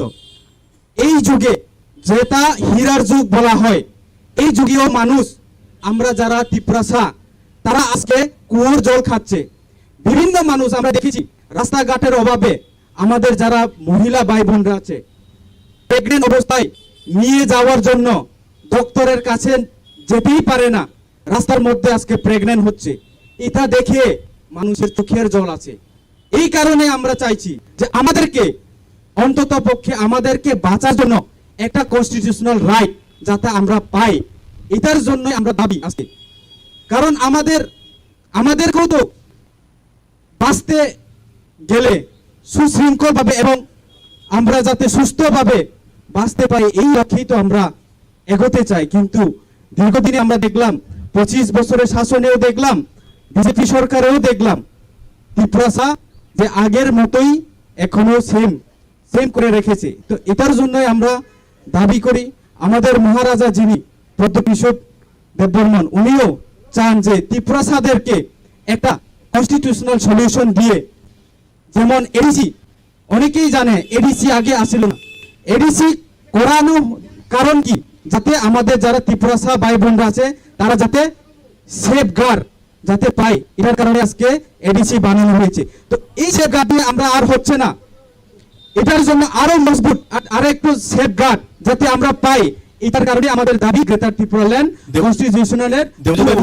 এখানে একটা আমার প্রশ্ন রয়েছে, সেখানে গতকাল একটা টিভি টক শোতে সিপিএম এর সম্পাদক জিতেন চৌধুরী মহাশয় একটা কথা বলেছেন যে ত্রিপুরাল্যান্ডের ক্ষেত্রে যে দাবিটা উঠছে যে গ্রেটার ত্রিপুরাল্যান্ড তার থেকেও বেশি জরুরি হচ্ছে গ্রেটার ডেভেলপমেন্ট। সেই জিনিসটা কতটা মানেন আপনি? অবশ্যই ঠিক বলেছেন উনি। ডেভেলপমেন্ট যদি এখন বলে এটা কিন্তু ভুল হবে এক্ষণে, কারণ ডেভেলপমেন্ট করা আসছিল 70 বছর আগে থেকে। যদি সমানভাবে যদি ডেভেলপমেন্ট করতো তাহলে আজকে এই পজিশনে এসে আমরা বলতাম না যে আমাদেরকে আলাদা একটা গ্রেটার ত্রিপুরাল্যান্ড চাই, আমরা বলতাম না। এখন বলার কারণ হচ্ছে এত বছর ধরে না খাওয়াইয়া যদি না খেয়ে মানে কিছু না দিয়ে যদি এক্ষণে যদি বলে এখন সব কিছু তোমার নাও তাহলে আপনি কিন্তু খেতে পারবেন না। এক্সাম্পল যদি দেই 10 কেজি চাউল আপনি পারবেন, যদি 1 মাস ধরে আপনাকে 10 কেজি জমিয়ে একসঙ্গে এখন নিতে হবে যদি বলেন আপনি নিতে পারবেন না। তো এখন যে ডেভেলপমেন্ট বলছে এটা কিন্তু তার মানে গ্রেটার ডেভেলপমেন্ট আপনি চাইছেন না। গ্রেটার ডেভেলপমেন্ট কেন চাইতো না? ডেভেলপমেন্ট না, তাহলে আপনি যেটা বলছেন যে greater development যেটা হলো party secretary সুযোগ দেওয়া হবে, সুযোগ দেওয়া হবে। development। আপনি বলার জন্য সুযোগ দিলে আপনার সময় দেওয়া হবে। আমাকে একটু গ্রেটার ডেভেলপমেন্ট আপনি বলছেন যে 10 কেজি করে চাল না দিয়ে প্রতিদিন এক মাস অন্তর একবার যদি দেয় সবটি খেতে বলে খেতে পারবেন না, মানে গ্রেটার ডেভেলপমেন্ট আপনি চাইছেন না, আপনি ওরকম ভাবে চাইছেন না নাকি? আপনার যে গ্রেটার ডেভেলপমেন্ট সেটা কি আগে বলুন না। ডেভেলপমেন্টের তো একটা রূপরেখা আছে, ইনফ্রাস্ট্রাকচার, রাস্তাঘাট, জল, বিদ্যুৎ, স্বাস্থ্য, আরো বেশি ভালো হওয়া। আপনি তো ত্রিপ্রাসাদের জন্য বা যার জন্যই বলুন ত্রিপুরাবাসীর জন্য, সেটা বাঙালি পাহাড়ি ভেদাভেদ কল্যাণবাবু আপনার কাছে আসবে। বেশি ডেভেলপমেন্ট হবে। কল্যাণবাবু আপনার কাছেও আসবে। এক মিনিট। আর আপনি বলুন। আপনি 25 বছরে গ্রেটার ডেভেলপমেন্ট চাইনি, এখন বলছে ইলেকশনের কাছে গ্রেটার ডেভেলপমেন্ট দিব, এটা কিভাবে হয়? আচ্ছা দেবজিৎ বাবু, এই যে কিভাবে হয় বলুন না। এই যে গ্রেটার ডেভেলপমেন্ট Greater development যদি করাতেন তাহলে 25 বছরে এই ত্রিপুরা রাজ্যে সিপিএম কি বলবো স্টেটে Development, greater development তো আপনি কি বলবো? আসছে। রাজত্ব করেছে 25 বছর, কিন্তু এই জায়গার মধ্যে এখন বলছে গ্রেটার ডেভেলপমেন্ট দিব, এটা তো কারণ ডেভেলপমেন্টের পর্ব শেষ। আমরা আমরা যথেষ্ট ডেভেলপমেন্ট করেছি 25 বছর। 25 বছরে কি development করেছে?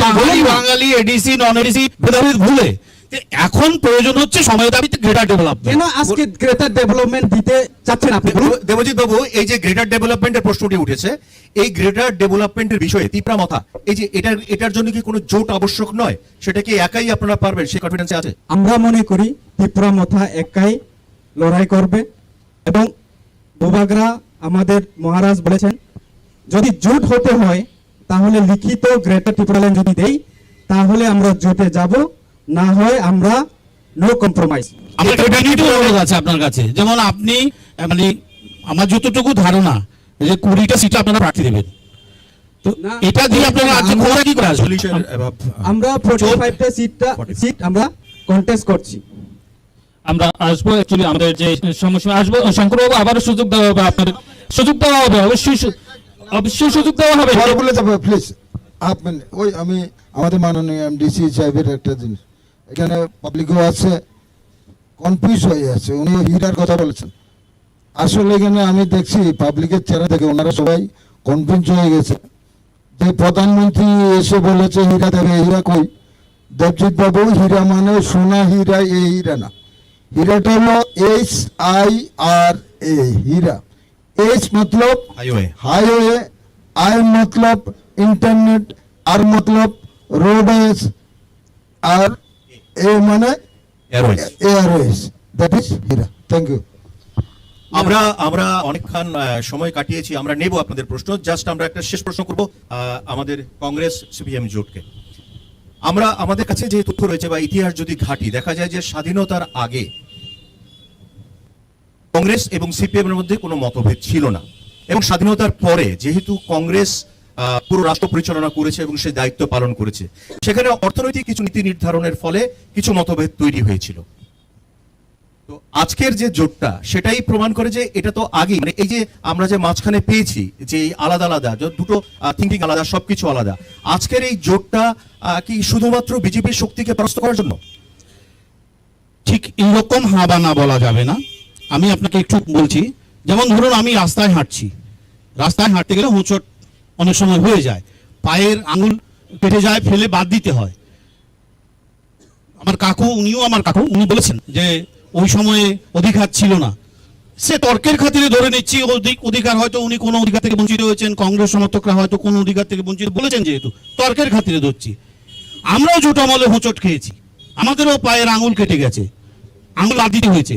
এখন বিজেপি জোট জমানা দেখছি যে না, পায়ের আঙুল না, পাটাই কেটে বাদ দিতে হবে। আমরা জোট ইস্যুতে আবারও আসবো। না, না, পাটাই কেটে বাদ দিতে হবে। জোট ইস্যুতে তখন আবারও আসবো। পাটাকে বাদ দিয়ে আঙুল কেটে চলে যাক, अच्छा সেটা অনেক ভালো। আমরা সবাইকে ভালো সুযোগ দেওয়া হবে। এই মুহূর্তে না, না, আমাদের একটা ছোট্ট একটু বিরতি নিতে হবে। আমরা সবাইকে সুযোগ দেবো, আমাদের হাতে আরো সময় রয়েছে, আপনাকেও দেবো সুযোগ দেবো অবশ্যই। আরে খুনকে কি আপনি হোঁচট বলবেন? 14টা খুন হয়েছে, 14টা অবশ্যই আপনাকে বলার সুযোগ দেওয়া হবে, অবশ্যই আপনাকে বলার সুযোগ দেওয়া হবে। দর্শক বন্ধুরা, আমরা দীর্ঘ সময় ধরে এই যে কুরুক্ষেত্র, সেই কুরুক্ষেত্র আলোচনায় আপনাদের সাথে রয়েছি এবং আমাদের হাতে আরো সময়সীমা রয়েছে। দর্শক বন্ধুরা, আপনাদের কাছেও আমরা যাব, কিন্তু তার আগে নিয়ে নিচ্ছি আমরা ছোট্ট একটা বিরতি, সঙ্গে থাকুন।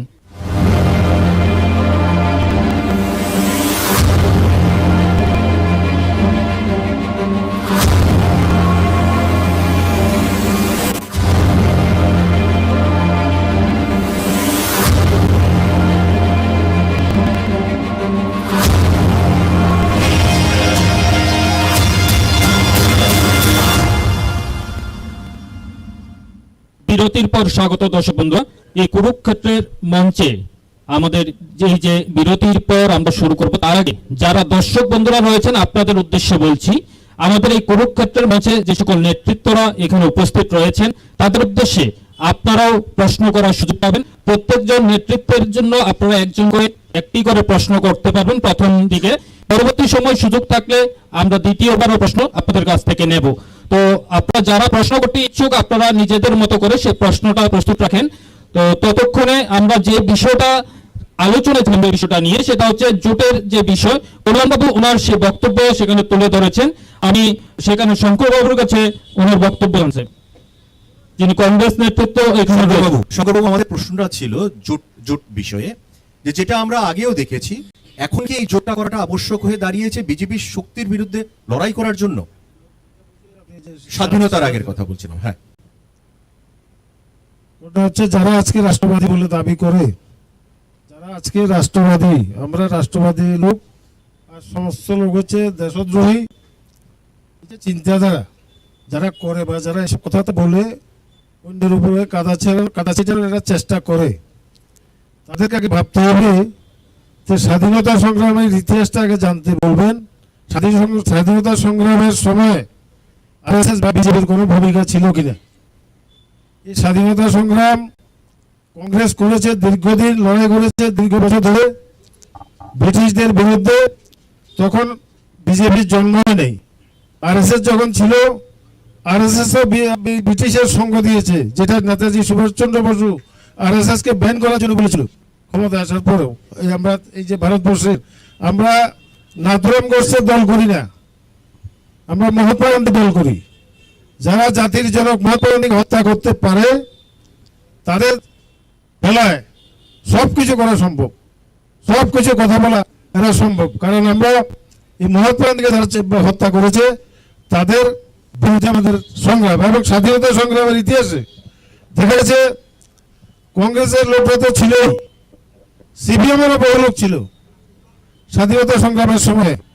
এটা যারা আজকে জানে না, ইতিহাস জেনে তারপর কথা বলবে। সাভারকার মুচু লেখা দিয়ে ইয়ের থেকে এসেছে, ওই যে জেলের থেকে, জীবনে স্বাধীনতা সংগ্রামের সঙ্গে যুক্ত থাকবে না বলে। ইতিহাস পড়ে তারপর কথা বলবেন, এ আর কি করবেন না। আগে জেনে নেবেন দেশের ইতিহাস। কালকে জন্মে এসে মাঝে মাঝে কথাবার্তা চিন্তা করবেন না, এসব বলবেন না। ক্ষমতার অহংকার সব ভুলে গেছে নাকি? ক্ষমতার অহংকারে ভুলে গেছে। কারণ কথা ছিল বেকারদের চাকরি দিবে 50,000 বছরে, কথা ছিল এলাকার মজুরি 340 টাকা দেবে, 15 লক্ষ টাকা দেবে মানুষের অ্যাকাউন্টে, অনেক প্রতিশ্রুতি দিয়েছিল। ওসব দিতে পেরে এখন মানুষকে মনকে অন্যদিকে ঘুরানোর জন্য আজে বাজে কথা বলে বলছে এরা রাষ্ট্রবাদী লোক। কথা বললে, এদের বিরুদ্ধে কথা বললে, মানে অন্যায়ের বিরুদ্ধে কথা বলে এরা দেশদ্রোহী। এই যদি চিন্তাধারা হয়, দেশের মধ্যে একটা অশান্তির বাতাবরণ সৃষ্টি করতে চাইছে, আমরা তার বিরুদ্ধে আমাদের সংগ্রাম, তার বিরুদ্ধে আমাদের সংগ্রাম। আমরা চাই দেশের শান্তি শৃঙ্খলা বজায় থাকুক, দেশের শান্তি শৃঙ্খলা বজায় থাকুক। আবারও আপনার কাছে আসবো। আমরা কল্যাণবাবু থেকে কিছু একটা বলতে চাইছেন। আমি বলতে চাইছি, উনি বলেছেন শুরুতে, আমার একটু নজর আন্দাজ হয়েছে, ওই স্বাধীনতার কথা বলেছেন। ওই সময়ে 1920-তে ভারতের কমিউনিস্ট পার্টি গঠিত হয়, ভারতের কমিউনিস্ট পার্টি। আর 1885-তে ভারতের জাতীয় কংগ্রেস। 30 জনের মধ্যে কিন্তু এই ভারতীয় জনতা দল নেই। এই দলটা ছিল আগে আরএসএস, হিন্দু মহাসভা, তারপরে জনসংঘ, জনতা দল। তারপরে যখন হালে পানি পাচ্ছে না তখন ধার করেছে 1980 সালের 6 এপ্রিল, 5 এপ্রিল রাত্রেবেলা মিটিং হয়েছে 6 জন নিয়ে, 6 এপ্রিল ভারতের জনতা পার্টি করেছে। কোথায় স্বাধীনতা সংগ্রামের ইতিহাসে হতে অবশ্যই আসবো আপনার বক্তব্যটা নিয়ে। আমরা কোনো জাতীয়তাবাদী দল, রাষ্ট্রবাদী দল, নামের মধ্যে কিছু নেই। কল্যাণবাবু আপনি প্লিজ।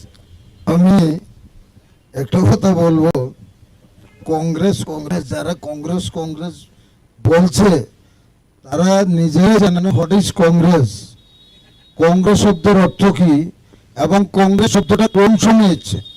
যারা এখন কংগ্রেস করছে ওনাদের দলের নামটা হলো আইএনসি, ভারতীয় জাতীয় কংগ্রেস, আর ইন্ডিয়ান ন্যাশনাল কংগ্রেস, ভারতীয় জাতীয় কংগ্রেস। কংগ্রেস দল স্বাধীনতা আন্দোলন করেনি, ওইখান থেকে যারা সবাই মিলে করেছিল স্বাধীনতার আন্দোলন, নেতাজি বলুন, মহাত্মা গান্ধী বলুন, যারা করেছে তখন ইন্দিরা রাজীব গান্ধী রাহুল গান্ধী ছিল না, সোনিয়া গান্ধী ছিল না, তখন সাভারকারও কংগ্রেসের সঙ্গে ছিল না, ছিল না, আমি- হেডগোয়েকারও কংগ্রেসের সঙ্গে ছিল না। কল্যাণবাবু আপনাকে সুযোগ আমি দেওয়া হবে। একবারও এই নাম বলছি না ছিল বলে, একবারও বলছি না। এটা বলতে গেলে অনেক লম্বা ইতিহাস, আমরা ইতিহাস জানি। আর আমরা- বিশেষ করে বলছি আমি আর্টসের ছাত্র, কাজে ইতিহাসটা আমার জানা আছে। সময় নষ্ট করুন, 1 মিনিট বলে শেষ করছি। যেটা সিপিএম বলছে, সিপিএম কি বলতো, কি বলেছে? সমাজতন্ত্র, অমুকতন্ত্র, তমুকতন্ত্র, এখন তন্ত্র ছেড়ে দিয়ে মন্ত্র এসছে, মন্ত্র ছেড়ে দিচ্ছে, এখন হচ্ছে মন্ত্র। কি মন্ত্র? দুটো মন্ত্র এসছে। তারা জানে দুটো মন্ত্র না থাকলে সিপিএম পার্টিটাও নাই। কি মন্ত্র? মূর্খ বানো, গরিব বানো। মূর্খ নাই, গরিব নাই, সিপিএম পার্টিটাও নাই। আমরা বিজেপি কি বলছি? মূর্খ নাই, শিক্ষিত করো। গরিব, সিপিএম বলছে গরিব বানো, 24 ঘন্টা পেটের মধ্যে আগুন জ্বালে। আর মোদি বলছে পয়লা পেটের আগুন নিভাও। কি করতে হবে? ত্রিপুরা রাজ্যে শিক্ষিত করার জন্য 960টি স্কুল বন্ধ হয়েছে, আরে 100টা মদের দোকান খুলেছে। Let me শিক্ষিত করার জন্য কিছু, শিক্ষিত করার জন্য। 960টা স্কুল বন্ধ হয়েছে, 100টা মদের দোকান খুলেছে শিক্ষিত করার জন্য। আরে একটু আমি এই সিপিএম এর কথাটা বলে হাফ মিনিট পরে শেষ করছি। এই সিপিএম এর মদের দোকানের উত্তরটা একটু বলে দিচ্ছি। সাবরুমে আমি ওই ভিয়েতনাম সিনে যাব না, সাবরুম দিয়ে শেষ করবো। সাবরুমে বলছে, হাফ মিনিট বলছি। এই যে মোদি কি বলছে? গরিব পেড় আগুন চলে, পেড় আগুন নিব। কি করতে হবে? ফ্রি চাল দাও। তারপরে কি করতে হবে? শৌচালয় দাও। তারপরে কত? 3 লক্ষের উপরে ঘর দিয়েছে 37 লাখ রাজ্যের ইয়েতে, ঘর দাও। তারপরে কি করতে হবে? জল দাও। তারপরে কি করতে হবে? গ্যাস দাও। তারপরে কি করতে হবে? কৃষকের দানের দাম বাড়িয়ে দাও। তারপর কি করতে হবে? কিষাণ সম্মান নিধি দাও। তারপর কি করতে হবে? মহিলাদের গর্ভবতী থেকে শুরু করে বিভিন্ন স্কিম। আর 1 মিনিট শেষ করছি প্লিজ। মদের দোকান বলছে, আমি ভিয়েতনাম চীন যাব না, সাবরুমের কথা বলবো। বাম আমলে আমরা দেখেছি সাবরুমের রেস্টুরেন্ট সন্ধ্যার পরে বিশেষ কিছু মানুষের জন্য সোফা বিছানো থাকতো মদ খাওয়ার জন্য। আপনি অবাক হবেন, এখন যান, এখন অশোকদার দোকান, আমাদের দাদা অশোক প্রসাদ মিষ্টি দোকান, ওনার দোকানের উল্টো দিকে একটা কফি শপ আছে, একটা রেস্টুরেন্ট আছে। এবং ছেলে মেয়েরা বসে রেস্টুরেন্টে খাচ্ছে, কফি শপে যাচ্ছে। এটা সাবরুমের মানুষ ভাবতেই পারেনি অতীতে কোনো। তখন সোফায় বসে, মানে সোফায় বসে চুরি করে খেত, এখন প্রকাশ্য বারে বসে খায়। তাহলে শিক্ষিত হচ্ছে, বুঝলেন না? তাহলে বলতে হবে আমাদের ছেলেমেয়েরা আমরা খাচ্ছে, রেস্টুরেন্টে খাচ্ছে। আমরা আসছি। বলতে আরো হবে, লাইসেন্স হয়েছে। চালাও, চালাও, শিক্ষিত হওয়ার আমাদের জন্য বাইরে যুবক লাইসেন্স কল্যাণ হয়েছে। ছাত্রছাত্রীদের আসবো, খুন বন্ধ করে শিখতে হবে মদের এটা দোকান। সিপিএম পরিকল্পিতভাবে আসবো। আমাদের কলেজের ছাত্রছাত্রীদের অপমান করতে, আমাদের কলেজ স্টুডেন্টদের অপমান করছে। যে বিষয়টা আমরা 2023 যে বিধানসভা, সেই বিধানসভার দোরগোড়ায় যে বিষয়টা সেখানে বলতেই হয়। আমরা যদি দেখি যে 40 সাব্রুম বিধানসভা কেন্দ্র, সেই সাব্রুম বিধানসভা কেন্দ্রে যে 2013 যে বিধানসভা নির্বাচন, সেই নির্বাচনের ফলাফল যদি আমরা দেখি, এখান থেকে যে সিপিএম হয়ে প্রার্থী হয়েছিলেন রীতাকর মজুমদার, তিনি 55.87% সেখানে ভোট পেয়েছিলেন। আর কংগ্রেসের হয়ে যিনি নির্বাচনে লড়াই করেছিলেন প্রেমতোষ নাথ, তিনি পেয়েছিলেন 42.28% ভোট। আর বিজেপি হয়ে যিনি এখানে প্রার্থী হয়েছিলেন বলুরানী দে, তিনি মাত্র ভোট পেয়েছিলেন 1.8%। এবার আমরা যদি চিত্রটা আরেকবার দেখি যে 2018, সেই 2018-তে কিন্তু সেই ভোটের যে পার্সেন্টেজ এবং যে ভোটের অঙ্ক তা সম্পূর্ণ কিন্তু পাল্টে যায়। আমরা যদি দেখি 2018 সালের নির্বাচনে এখান থেকে বিজেপি হয়ে লড়াই করেছিলেন যিনি শঙ্কর রায়, তিনি পেয়েছিলেন 51.15% ভোট। আর যিনি সিপিআইএম প্রার্থী ছিলেন রীতাকর মজুমদার, তিনি পেয়েছিলেন 45.85% ভোট। এবং যিনি কংগ্রেস প্রার্থী ছিলেন মনোরঞ্জন দত্ত, এই যে ভোটের পার্সেন্টেজটা সেটা কিন্তু অবাক করে দেওয়ার মতো, তিনি পেয়েছেন 1.14% ভোট। এবার আমি তার সাথে সাথে রয়েছে নোটা এবং যিনি নির্দল প্রার্থী, সেখানে কিন্তু নোটার যে আমরা যদি দেখি, ওটাতেও কিন্তু 1% ভোট পড়েছিল, যাদের কোনো প্রার্থী পছন্দ হয়নি। সেই নিরিখে যদি আমরা বলি, এবার 2023 বিধানসভা নির্বাচন, এই নির্বাচনে কিন্তু একটু ব্যতিক্রমী সেখানে হতে যাচ্ছে। সেখানে কংগ্রেস এবং সিপিআইএম তারা কিন্তু আসন শেয়ারিং সেরে নিয়েছে। বাকি এবার নির্বাচনের ময়দানে যদি আমরা দেখি, রয়েছে বিজেপি, রয়েছে সেখানে টিপ্রামথা, এবং অন্যান্যদের মধ্যে রয়েছে হয়তো বা তৃণমূল কংগ্রেসও সেখানে লড়াই করবে। কংগ্রেসের যেটা দাবি ছিল যে সাব্রুম কেন্দ্রে ভোটার যারা ছিল সে ভোটাররা টার্ন করে সেখানে বিজেপিতে গিয়েছিল, যার কারণে 2018 সালে বিজেপি 1% ভোটের থেকে এই জায়গায় গিয়ে দাঁড়িয়েছিল। যদি আমরা ওনার কংগ্রেসের সেই বক্তব্যকে আমরা সঠিক ধরেও নিই, তাহলে আমাদের এবার যে 2023-এর নির্বাচন, সেখানে 18-তে কিন্তু ফ্যাক্টর ছিল একটা আইপিএফটি সেখানে বিজেপির সাথে জোট ছিল, কিন্তু 2023 বিধানসভা নির্বাচনে সেই চিত্রটা কিন্তু পাল্টে গেছে অনেকটা। কারণ ইতিমধ্যে আইপিএফটি ত্রিপুরার সাথে সেখানে অ্যালায়েন্স তারা করে নিয়েছে। স্বাভাবিকভাবেই যে আইপিএফটির ভোটটা বিজেপিতে এসেছিল সেটা এবার আর আসার সম্ভাবনা ক্ষীণ, সেটা হয়তো ত্রিপুরার দিকে টার্ন করবে। কংগ্রেসের যে ভোটটা ওরা দাবি করছে কংগ্রেসের পক্ষ থেকে যে বিজেপিতে গিয়েছে, তার হয়তো পুরোপুরি যদি টার্ন না করেও আমাদের ধরে 1 বা 2% বা 5% সেখানে টার্ন করতে পারে। কিন্তু বিষয় হচ্ছে গণদেবতারাই কিন্তু শেষ কথা বলবে। এই যে ভোট কাটাকাটি বা ভোটটা নিয়ে অঙ্ক যারা সারাদিন করেন হয়তো তারাই সবচেয়ে বেশি বলতে পারেন, যারা বিশেষ করে গণদেবতারা যারা রয়েছেন তারাই শেষ কথা বলেন। কারণ নির্বাচন গণতন্ত্রের একটা সবচেয়ে বড় উৎসব, সেই উৎসবেই কিন্তু সবাই সামিল হবে, সেটা সকলেই আমরা আশাবাদী। তো এই যে ভোটের অঙ্ক, সেই অঙ্কে এই যে চতুর্মুখী বা ত্রিমুখী বা পঞ্চমুখী লড়াই, তাতে আমার প্রশ্ন শঙ্কর রায় মহাশয়কে, আপনারা কতটা আশাবাদী এবার জয় নিয়ে সাব্রুম কেন্দ্র থেকে? আমি শুধু আশাবাদী না, অনেক বেশিরভাগ আশাবাদী এটাও বলবো না, আমাদের জয় সুনিশ্চিত এটা বলতে পারবো। আরেকটা কথা বলছি আপনাকে, যেটা বলছেন টার্ন করবে কংগ্রেস, আরে তো আমরাই তো কংগ্রেস থেকে বিজেপিতে এসে, আমরা কি যাবো? মাথা খারাপ? আমরা দেখিনি কংগ্রেস এত শত শত শহীদ বেদী ত্রিপুরা রাজ্যে।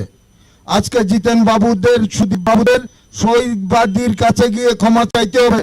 আমরা অতীতে কংগ্রেস সিপিএম যে নাটক করেছিলাম, ভুল করেছি, ভুল সংশোধন করেছি, আমরা ক্ষমা প্রার্থী শহীদ বেদীর কাছে, সেখানে ক্ষমা চেয়ে যেই পরিবারের লোক শহীদ হয়েছে তাদের পরিবারের লোকের কাছে গিয়ে ক্ষমা চাইতে হবে। আর জোট সুদীপ বাবু, বিজিৎ বাবু, ওই জিতেন বাবুরা এমনি জোট না, যদি ফেভিকল লাগিয়ে লেগেও থাকে এই রাজ্যের মানুষ ভোট দেবে না। ও যেমন পশ্চিমবাংলায় হয়েছে, পশ্চিমবাংলা কি হয়েছে দেখুন তো, জোট করেছে 8-9 দল, শুধু জোট না, বিফোর কাউন্টিং কি বলেছে, সিপিএম এর এই মন্ত্রী হচ্ছে অমুক অমুক দপ্তর, কংগ্রেসের অমুক অমুক জিতছে অমুক অমুক দপ্তর, যেই মাত্র ভোট গণনা হয়েছে দেখে ডাব্বা খালি, না কংগ্রেস না সিপিএম একটা এই ত্রিপুরা রাজ্যে নেতায় ফেভিকল লাগিয়ে লেগে গেল। অবশ্যই আপনার কাছে আবারও একই প্রশ্ন এবার আমি রাখতে চাইবো, যেখানে আমাদের যে কংগ্রেস এবং সিপিএম এর মধ্যে সেখানে সিট শেয়ারিং। প্রথমত প্রশ্ন কল্যাণ বাবুর কাছে, এই সাব্রুম কেন্দ্র থেকে কারা প্রার্থী হবে? কি কংগ্রেস দল প্রার্থী দেবে না সিপিএম প্রার্থী দেবে? এটা রাজ্য নেতৃত্ব ঠিক করবে, আমাদের কোনো বিরোধ নেই। রাজ্য নেতৃত্ব যেটা ঠিক করবে সেটাই হবে, আমাদের সুশৃঙ্খল দল, রাজ্য নেতৃত্ব ঠিক করবে, এখনো ঘোষণা হয়নি। তারপরেই আমি আসবো শঙ্কর বাবু, যিনি কংগ্রেস নেতৃত্ব, আপনি কি বলবেন? তো আমাদেরও তাই, আমাদের দলীয় হাইকমান্ড ঠিক করবেন কি করবে না করবে। সেখানে একটা গুঞ্জন চলছে বিভিন্ন মহল থেকে। তবে আমি যেটা বলবো যে 18-র পরে মানুষের আশা পূরণ হয়নি, এখন বহু মানুষের মতামত আছে, আশা যারা বিজেপিকে ভোট দিয়েছিল অনেক আশা করে অনেক লোক ব্যাক করবে, কারণ কংগ্রেসে ভোট দিয়ে তো জিতেছে বিজেপি, ওই বিজেপি থেকে মানুষের সমর্থন তুলে নেবে। অনেক মানুষের সঙ্গে আমাদের আলাপ আছে, বহু মানুষ ব্যাক করবে, কারণ নির্ভয়ে যদি ভোট দিতে পারে, যদি মানুষ নির্ভয়ে ভোট দিতে পারে, তাহলে মানুষ মানুষের মতামত সঠিক জায়গায় দিয়ে দেবে। আমাদের কাছে সময় খুব কম, আমরা দর্শক বন্ধুদের কাছে আবার যাব। তার আগে আমি শঙ্করবাবু এবং কল্যাণবাবু দুজনের উদ্দেশ্যে প্রশ্নটা, বিভিন্ন মহল থেকে গুঞ্জন চলছে যে আপনারা যদি বাম শাসনকালে বহু কংগ্রেস কর্মী নেতা সেখানে খুন হয়েছিল, আবার একইভাবেই কংগ্রেস যারা তাদের হাতে সিপিএম নেতা কর্মী খুন হয়েছিল বলে বিভিন্ন সময়ে অভিযোগ বিভিন্ন সময় করা হয়েছে। সেই জায়গায় দাঁড়িয়ে বিভিন্ন মহল থেকে একটা প্রশ্ন উঠে আসছে, কংগ্রেস যারা নেতৃত্ব বর্তমানে জোট করছেন এবং সিপিএম যারা নেতৃত্ব বর্তমানে জোট করছেন, যে আপনারা ক্ষমা যাত্রা করে থেকে শুরু করবেন। আপনি প্রশ্ন করেছেন, এইটা করছে একটা মহল এরকম কথা বলছে, যেহেতু আপনি বলছেন, আমি আপনাকে একটা কথা বলছি। আমি তো আপনাকে একটু আগে বললাম, রাস্তায় চলতে গেলে হোঁচট খেতে হয়, শহীদ হয়েছে। যদি এই খুন হয়েছে বলছে, যেমন কংগ্রেস বলছে সিপিএম আমলে খুন হয়েছে, জোট আমলে মানে কংগ্রেস 88-93 খুন হয়েছে। আমাদের দেখতে হবে প্রথম কটা অস্বাভাবিক মৃত্যু আর কটা রাজনৈতিক খুন। সুনির্দিষ্টভাবে আঙ্গুল দিয়ে কটা বলতে পারবেন যে কটা রাজনৈতিক খুন? আমরা বলতে পারি, যেমন চরিলামে শহীদ মিয়া প্রকাশ্য মিছিলের মধ্যে পিটিয়ে মেরেছে, এটা রাজনৈতিক খুন। এটা এটা এটা রাজনৈতিক খুন, প্রকাশ্য মিছিলের মধ্যে পিটিয়ে মেরেছে, এটা রাজনৈতিক খুন। 2 নম্বর হচ্ছে অস্বাভাবিক মৃত্যু যেগুলো হয়েছে, যেগুলো আইন অনুযায়ী তার বিচার ব্যবস্থা হয়েছে। এবার ধরুন তর্কের খাতিরে যদি শহীদ হয়ে থাকে, আমরা দেখলাম আমার পড়শি, আমার ভাই মরে গেছে, শহীদ হয়েছে, আমার প্রতিবেশী কংগ্রেস তারও শহীদ হয়েছে, কেউ তর্কের খাতিরে ধরলাম। এখন দেখছি গোটা পাড়াটাই শহীদ হয়ে যাচ্ছে। এখন গণতন্ত্র শহীদ হচ্ছে, রাষ্ট্রের সংবিধানের ধর্ম নিরপেক্ষতা শহীদ হচ্ছে। আমরা সংবিধানকে বাঁচানোর স্বার্থে, সংবিধানের ধর্ম নিরপেক্ষতা বাঁচানোর স্বার্থে, সংবিধানের গণতন্ত্রের অধিকার বাঁচানোর স্বার্থে, তাকে শহীদ হওয়ার হাত থেকে বাঁচানোর স্বার্থে আমাদের এই শহীদ আমরা মেনে নেব। আমি একটা কথা বলছি, সিপিএম এর প্রতিনিধি যেটা বলেছেন স্বীকার করেছেন, অনেক অনেক ধন্যবাদ। আমি স্বীকার করি, আমি বলছি তর্কের খাতিরে যদি ধরেই নেই যে শহীদ হয়েছে, তর্কের খাতিরে ধরে নিয়েছি শহীদ হয়েছে, আচ্ছা, তর্কের খাতিরে ধরে নিয়েছি শহীদ হয়েছে, আচ্ছা, এখন কে শহীদ হচ্ছে? আচ্ছা, এখন শুনুন, রাষ্ট্রের সংবিধান শহীদ হচ্ছে। সংবিধান শহীদ হচ্ছে, এই দলটা গণতন্ত্র ক্ষমতায় থাকলে রাষ্ট্রের সংবিধান শহীদ আচ্ছা, হচ্ছে, ধর্ম নিরপেক্ষতা শহীদ হচ্ছে, ঠিক আছে, ঠিক আছে, ঠিক আছে। গণতন্ত্র শহীদ হচ্ছে, না, না, এক মিনিট, সমাজবাদ শহীদ আমরা হচ্ছে। আবারও আসবো, কারণ আমাদের হাতে এক মিনিট, সময়- এটা ক্লিয়ার করতে হবে, পাবলিক চাই রয়েছে, ক্লিয়ার করে দিবলে বলছে আগে ধরেনিটা ক্লিয়ার করে দিচ্ছি, আর বলছে ধর্ম নিরপেক্ষ সংবিধান নিয়ে হচ্ছে। জগৎ দেবনাথ নামে একজন ওই ব্রয়লার মুরগির মাংস কিভাবে কাটে দেখেছেন? টুস টুস টুস টুস করে মৌনবাজারে প্রকাশ্য রাস্তার উপর সকালবেলা এরকম কুচু কুচু করে কেটেছে রাস্তার মধ্যে। আসবো, আমরা যাবো যে তীব্রামতরণ দলের যিনি নেতৃত্ব আমাদের মাঝে উপস্থিত রয়েছেন। এই যে ভোট কাটাকাটির অঙ্ক, সেখানে অনেক বড় অঙ্ক, সেই অঙ্কের মাঝে আপনারা আপনাদের দলের জয় নিয়ে কতটা আশাবাদী? আমি বলতে চাই এইবারে, কারণ মানুষ জেনে গেছে যে সিপিএম এ অপশাসন, সিপিএম এবং কংগ্রেস বলবো এখন তো জোট, সিপিএম এবং কংগ্রেসের অপশাসন থেকে মুক্তি পেতে তীব্রামথা অবশ্যই জিতবে এখানে। এবং বিজেপি যে জুমলা কথা বলে একটা, কাজ করে আরেকটা, এটার কারণে মানুষ বুঝে গেছে সামনে 2023-এ অবশ্যই তীব্রামথাকে মানুষ চাইবে। এবং শুধু তীব্রাসা বলতে তীব্রামথার যে জনজাতি বা উপজাতি বলুন, তারা ভোট দেবে এমন না, বাঙালি মানুষরাও আজকে তীব্রামথাকে চাচ্ছে। এবং সবার আশীর্বাদে এইবারে 2023-এ অবশ্যই তীব্রামথা আসবে, এটাই আমি বলবো। সেখানে আপনারা যে তীব্রামথার ব্যাপারে যে আশাবাদী হয়েছেন, সেখানে আপনারা কি শুধু শুধু ওই গ্রেটার ত্রিপুরাল্যান্ড বিষয়টা নিয়ে ভাবছেন, না এর বাইরেও কোনো ম্যানিফেস্টো আছে আপনাদের? আমরা চাচ্ছি যে একটা কনস্টিটিউশনাল সলিউশন, এটা তো থাকবে। এবং আমরা চাই জাতি এবং জনজাতি মিলে একসঙ্গে ডেভেলপমেন্ট এবং সমস্ত মানুষকে নিয়ে আমরা একটা আলাদাভাবে নতুনভাবে একটা সমাজ গড়ে তুলতে আমরা চাচ্ছি। আপনারা রিসেন্টলি টিসিএফ নামেও একটি সংগঠন করেছেন, যেটা Yes. জনজাতির বাইরে হ্যাঁ। যে ভোটারগুলি রয়েছে সেই ভোটারদের সাপোর্টটা পাওয়ার জন্য। তো আমি বলবো, এটাকে এই উদ্দেশ্যেই? হ্যাঁ, এটার উদ্দেশ্যেই করে আমরা টিসিএফ ফর্ম করেছি। কারণ আমরা জানি এই ত্রিপুরা রাজ্যের মধ্যে মহারাজা যিনি আসিলেন, তখনও বিভিন্ন কারণে বাংলাদেশ থেকে যারা ত্রিপুরা রাজ্যে এসেছেন তাদেরকে মহারাজা এই জায়গাতে ত্রিপুরাতে জায়গা দিয়েছে। এবং মহারাজা কখনো চায় না যে বাঙালি বিরুদ্ধে হোক, মহারাজা কোনোদিন চায় না মানুষের বিরুদ্ধে হোক। মহারাজা চায় সমস্ত মানুষকে একটা নতুন দিশা দেখাতে। তো এই দিশার লক্ষ্যে আমরা এগোতে চাই। সামনে 2023-এ অবশ্যই ত্রিপুরামথা গভর্নমেন্ট করছে। ধন্যবাদ। আমরা দর্শকের এবার প্রশ্ন নেব। আমরা প্রথমেই নিয়ে নেব আমাদের যিনি তীব্রামথার যিনি এখানে প্রতিনিধি এসেছেন, তার প্রতি কি প্রশ্ন থাকবে, একটি প্রশ্ন নেব। আমাদের যে মহারাজার নামে আমাদের যে রাজ্যের একটা মাত্র বিমানবন্দর, সেটাকে আমাদের এই বিজেপি সরকার আসার পরে সেটা একটা বিরাট একটা প্রায়োরিটি দেওয়া হয়েছে। সেখানে আমাদের সমাজপতিদেরকেও অনেক বড় একটা সম্মান দেওয়া হয়েছে, সেটাকে নিয়ে আমি আপনার সামনে প্রশ্ন রাখছি, আপনি এই বিষয়টাকে আপনি বিজেপির গভর্নমেন্ট আসার পরে উন্নয়ন হিসেবে দেখছেন কিনা, সেটা একটা বিষয়। আর আরো একটা বিষয় আমার প্রশ্ন ছিল আমাদের ওটা আমরা পরে নিচ্ছি, আগে ওনার উত্তরটা নিই। ঠিক আছে, ঠিক আছে। ঠিক আছে। জিতেন বাবু না, হ্যাঁ, জি। ধন্যবাদ জিতেন বাবু আপনাকে অসংখ্য। কারণ আপনি যে কথাটা বলেছেন জনজাতি, সিপিএম এর আমলে বলেছে উপজাতি, বিজেপি এসেছে বলেছে জনজাতি। যদি এখন কংগ্রেস এবং সিপিএম কি বলবে এটা তো আমি আর জানি না। আমরা একটাই বলতে চাই, we are ত্রিপুরাসা। তো আমরা ত্রিপুরাসা হতে চাই, নট উপজাতি, নট জনজাতি, এটা আমরা চাই না, আমরা চাই ত্রিপুরাসা হতে চাই। First answer. সেকেন্ডলি, আপনি বলেছেন বিমানবন্দর। বিমানবন্দর তো দান করেছে আমাদের মহারাজা। তো বিমানবন্দর যেহেতু ওনার দানে এই বন্দরটা হয়েছে, তো অবশ্যই তার নামে হওয়ার উচিত এবং হয়েছে, এটা কোনো বলার বিষয় না। প্রিভিয়াস গভর্নমেন্ট করেনি কেন এটা আমি বলতে পারবো না, এটা আপনি তাদের প্রতিনিধি এসেছেন তাকে জিজ্ঞাসা করতে পারেন। কিন্তু এই গভর্নমেন্ট করেছে, ধন্যবাদ অবভিয়াসলি। কারণ আমি বলতে চাই বিমানবন্দর যে জায়গা দিয়েছে ওনার নামে হলে অবশ্যই আমরা অ্যাপ্রিসিয়েট খুশি। এবং আপনার নেক্সট কোশ্চেনটা আমি ঠিক মনে নেই কি জানি বলেছেন। পরবর্তী প্রশ্ন যেটা আছে এটা আমরা পরবর্তী সময় নেব। আমরা এবার চলে যাব যিনি আমাদের মাঝে উপস্থিত রয়েছেন কংগ্রেস নেতৃত্ব শঙ্কর মল্ল, ওনার উদ্দেশ্যে কারোর যদি কোনো প্রশ্ন থাকে আমরা প্রথম যিনি হাত তুলবেন ওনার প্রশ্নটা নেওয়া হবে। আমি অনুরোধ করবো প্রথম আপনার নাম বলুন, তারপর আপনার যে প্রশ্ন সংক্ষেপে বলুন।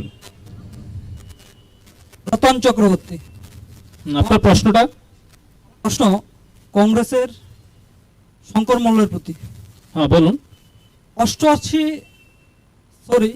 1993 থেকে 98 পর্যন্ত সাবরুম বিধানসভায় প্রায় 14টি রাজনৈতিক খুন হয়েছে, বিশেষ করে ওই সমস্ত কংগ্রেস কর্মীরাই খুন হয়েছে। আমাদের সাবরুমও কালীঘাটে অনিল জনপতি নামে একজন খুন হয়েছে, আরেকজন সাবরুমের দমদমায় একজন সমস্ত কংগ্রেস প্রতি এই জোট হয়েছে।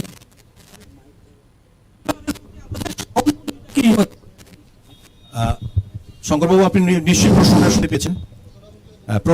প্রশ্নটা ছিল যে 93 থেকে 98 মাঝখানে যেসব শহীদ পরিবার ছিলেন তাদের প্রতি আপনাদের কি সহমর্মিতা থাকবে এখন? আমি তার সাক্ষী, যিনি বলেছেন ওনার জন্ম হয়েছে কিনা আমি জানি না, আমি তার সাক্ষী। খুন হয়েছে সত্য, সমস্ত খুনিরা এখন বিজেপিতে ঢুকে গেছে।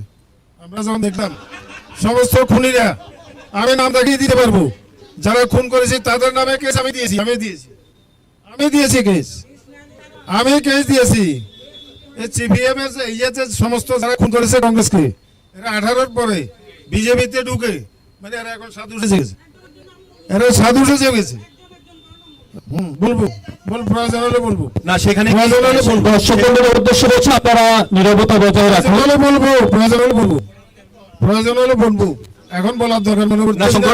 শঙ্করবাবু, আপনি যেটা এক্ষুনি বললেন, যেটা যে তৎকালীন সময়ের যে খুনিরা সব বিজেপিতে ঢুকে গেছে, তাহলে কি আপনি প্রকারান্তে বলতে চাইছেন যে তৎকালীন যে খুনিরা ছিল তারা সিপিএম?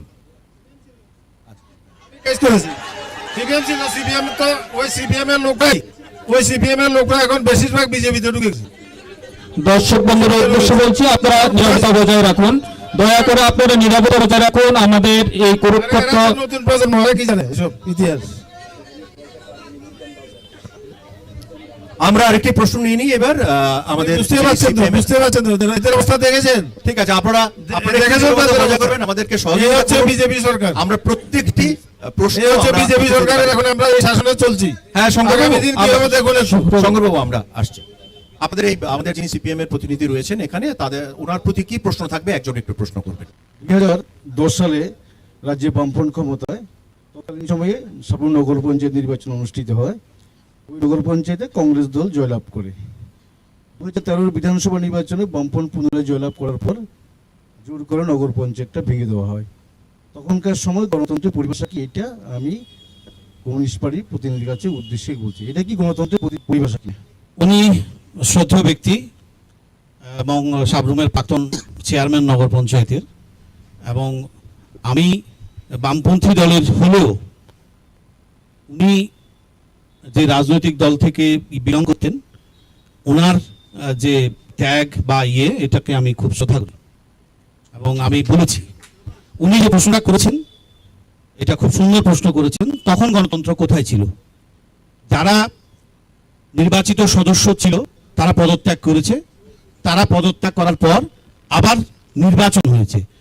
কোথাও ওরা বলেনি যে আমাদেরকে প্রচার করেছে, জোর করেছে। এটা একটা কথার কথা। উনি যেটা বলেছেন, রাজনীতিতে হয়তো এরকম বলতে হয়, কারণ উনি এখন যে দল থেকে বিলং করছে, আমি ব্যক্তিগতভাবে ওনার কাছে ক্ষমা চাই, আমি কথা বলতে চাই, যেহেতু প্রশ্নটা উনি করেছেন, যে দল থেকে বিলং করেছেন, যেমন উনি তো বলছেন, কিন্তু হিমন্ত বিশ্ব শর্মা জি বলেছেন মানে ঝুটমুট বলা কি 2000 রুপিয়া ভাতা হোগা, এরা ঝুটমুট বলে। তারপরে অমিত শাহজি বলেছেন ও তো জুমলা হ্যাঁ। রাজনীতিতে হয়তো এরকম ভাবে এই দল হয়তো এখন করে, এইভাবে উনি করেছেন, কিন্তু যারা নির্বাচিত সদস্য ছিল তারা পদত্যাগ করেছেন, এবং পদত্যাগ করার পর সেখানে আবার পুনর্নির্বাচন হয়েছে। বুঝতে পেরেছেন? ধন্যবাদ। আমরা এবার নেব যিনি বর্তমান বিধায়ক শঙ্করবাবু, ওনার প্রতি কারোর একটি প্রশ্ন আমরা নিতে চাইছি। থ্যাংক ইউ সবাইকে, ধন্যবাদ। আমার নাম মনীন্দ্র ত্রিপুরা। যেহেতু আপনারা এখানে 10,000 কে নিয়ে অনেক আলোচনা সমালোচনা হয়েছে, আমাদের মাঝে প্রশ্নটা বলুন আপনার। হ্যাঁ, আমাদের মাঝে উপস্থিত রয়েছে আমাদের 40 বিধায়ক স্যার শঙ্কর রায় মহোদয়। ওনার কাছে আমি একটাই প্রশ্ন, যে 10,323 জনের মধ্যে 462 জনকে টার্মিনেশন লেটার দেওয়া হয়েছে ইন্ডিভিজুয়াল, তো অন্যদেরকে কেন টার্মিনেশন লেটার ইন্ডিভিজুয়াল দেওয়া হচ্ছে না সরকার বা আধিকারিক? এটাই আমার প্রশ্ন ওনাদের কাছে। শঙ্কর বাবু, আমার এই ব্যাপারে নির্দিষ্ট কোনো স্পেসিফিক আমার কাছে জানা নেই, এটা আমি ঠিক মতো উত্তর দিতে পারবো না। স্পেসিফিক আমার কাছে জানা নেই, যেটা আপনি বলছেন আমার কাছে অন রেকর্ড এমন কোনো কিছু তথ্য নেই। শঙ্করবাবু, আমি এখানে আরেকটু যোগ করবো, যেখানে 18 সালে যেই আসামের মুখ্যমন্ত্রী, মাননীয় মুখ্যমন্ত্রী হেমন্ত বিশ্ব শর্মা বলেছিলেন যে এই আপনাদের সময়কালে যে 5 বছর সময়কালটা ছিল, সেই সময়কালে 10,323 এর প্রতি একটা ন্যায় দেওয়া হবে। সেটা যে কোনো কারণেই হোক এখনো অবধি সেটা সম্ভব হয়নি। আপনারা যদি সেইভাবে আপনারা বিশ্বাসী হন যে আবার আপনারা ফিরবেন, প্রত্যাবর্তন হবে বিজেপি সরকারের, তো সেইখানে কি 10,323কে আপনারা একটা ভাইটাল কজ হিসেবে দেখবেন, বা তাদের বিষয়টাকে আরেকটু গুরুত্ব সহকারে? আপনারা দেখেন, একটা কথা বলি, ওই ঠাকুর দাদা গেল, ছেলে গেল, নাতির আমলও বলবেন 10,323, এটা এখন 7,000-এর নিচে চলে গেছে।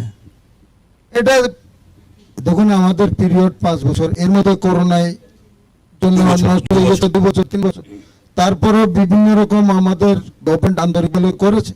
আর যারা অরিজিনালি দায়ী তারাই এখন নাটক করছে। আজকে দেখুন না 10,323-এর প্রতি, আর তারাও মানুষ, আমরাও মানুষ, কিন্তু এই কুকর্মটা করেছে কি, জঘন্য অপরাধটা কারা করেছে? যারা করেছে তারা নাটক করছে, বাট উইদার সেলফিতে। কেন দেখুন, হয়েছে চাকরি, আরো হবে, এদের থেকে হবে। এটা একটা বলা না, নাতির আমলেও শুনবেন 10,323, 10,300 হবে, এটা আগামী দিনও হবে। এখন হতেই তো 7,000-এর নিচে এসে, আগামী দিন আরো হবে। চিন্তার কোনো কারণ নেই, সহানুভূতিশীল, যতটুকু সীমাবদ্ধ ক্ষমতার মধ্যে যা যা করার করেছে, আগামী দিনও আন্তরিক এবং এই সরকার করবে। আমরা দর্শক বন্ধুদের কাছ থেকে আর দুটো প্রশ্ন নেব। এবার যিনি প্রশ্ন করতে ইচ্ছুক হাত তুলতে পারেন। না, আপনি প্রথম একটা করেছেন, আপনারা দুজনেই প্রথম একটা করে প্রশ্ন করেছেন। নতুন কেউ যদি প্রশ্ন করতে চান হাত তুলতে পারেন। শিক্ষিত দল আপনাদের এখানে যিনি প্রশ্ন করেছেন সেখানে আপনাদের জোট নিয়ে কথাটা বলেছেন। আমি ওর কথা উত্তর দেবো না, এই অসভ্য ভাষা আমি ব্যবহার করবো না, এটা আমি প্রশ্ন নিতে পারবো না। প্লিজ কাইন্ডলি আপনারা প্লিজ, আমি গণতন্ত্র, এই আমার কাকুর সামনে বলছে গণতন্ত্র, এখানে শান্তি আছে, শৃঙ্খলা আছে, ল অ্যান্ড অর্ডার আছে। আমি নিজে সাবরুম বাজারে মাখেছি, 2টো ঘুষি দিয়েছে আমাকে, আইন কানুন কিছু হয়নি, কোথাও কিছু হয়নি। কাকু আমাকে সহানুভূতি পর্যন্ত জানায়নি। আমরা এখানে দেখছেন এখন সব, আমরা এখানে এখন তো দেখছেন সব শিক্ষিত দলের। আমি প্লিজ দেখুন, অভাব অভিযোগ একটা সুনির্দিষ্ট প্রশ্ন করুন, উত্তর দেবো। শুনুন প্লিজ, সিপিএম পার্টি থেকে বলা হচ্ছে শিক্ষিত দল, 1 নম্বর। ক্রিটিসাইজ করে। আর 2 নম্বর, যিনি অ্যাঙ্কারিং করছেন উনি জানতে চাইছেন দর্শকদের থেকে। অ্যাঙ্কার যিনি আছেন উনি জানতে চাইছেন not political man or political in favour of political party বলেন, উনি বলেছেন দর্শকদের তরফ থেকে। পলিটিক্যাল পার্টি থেকে আমরা 4 জন বসেছি, দায়িত্ব নিয়ে বলতে পারি। অ্যাঙ্কারই বলছেন ঠিক আছে, দর্শকদের। ভাষা যদি সুন্দর হয় আমি প্রশ্ন করব। না, ঠিক আছে, মানে এটা অনেক সময় ঠিক আছে। আমরা আচ্ছা, আমরা আপনাদের হয়ে আমরা বলছি যে এটা, হ্যাঁ, এটা থাকবে। আমরা একটা শৃঙ্খলা বজায় রেখে কাজটা করছি, ওনারা যথেষ্ট সহযোগিতা করছেন, আপনারাও সেটার উত্তর দিচ্ছেন। আমরা তাহলে সেটার উত্তর একটু দিয়ে দিই। জাস্ট প্রশ্নটাকে বলুন। প্রশ্নটা আমি শুনি না। জোট নিয়ে প্রশ্ন তুলেছেন, যে জোট নিয়ে একটা বহুল চর্চিত একটা জোট সমস্যা নিয়ে সবাই কথা বলছে, যেখানে আপনাদের দুটো আদর্শের পরিপন্থী দুটো দলের, সেই জোট নিয়ে ওনার প্রশ্নটা ছিল যে আপনারা এই জোট নিয়ে এখন যে আগের যে সমস্যাগুলি ছিল, আগের যে বিভাজনটা ছিল, বা সামনে যদি আপনারা আসতে পারেন, আপনারা যদি আশাবাদী হন, সেখানে আপনারা কি বলবেন? এই জোট সমস্যাটা নিয়ে কি বলবেন? সেখানে আপনারা কি আদৌ আগামী দিনেও এইরকম ভাবে জোটটা পারবেন ঠিক আছে যদি কখনো ক্ষমতায় আসেন? দেখুন, রাজনীতিতে অসম্ভব বলে কিছু নেই। দেখুন, যেমন এখন যারা 1% উনি বলেছেন তথ্যে 1% বিজেপি ছিল, সেটা 55% হয়ে গেছে। কি করে হলো? হয়তো আকাশ থেকে পড়েনি, কংগ্রেস থেকে গেছে বা অন্য দল থেকে গেছে। এখন সময়ের প্রয়োজনে সারা রাজ্যে এবং সারা দেশেও গণতন্ত্র শহীদ হওয়ার পথে, ধর্মনিরপেক্ষতা শহীদ হওয়ার পথে, অন্তত সংবিধানকে বাঁচাবার স্বার্থে আমরা জোট হয়েছে, একসঙ্গে পথ চলা শুরু হয়েছে। সময় কথা বলবে, সময় বলবে এটা কতটা থাকবে। আমরা আশাবাদী নিশ্চয়ই থাকবে।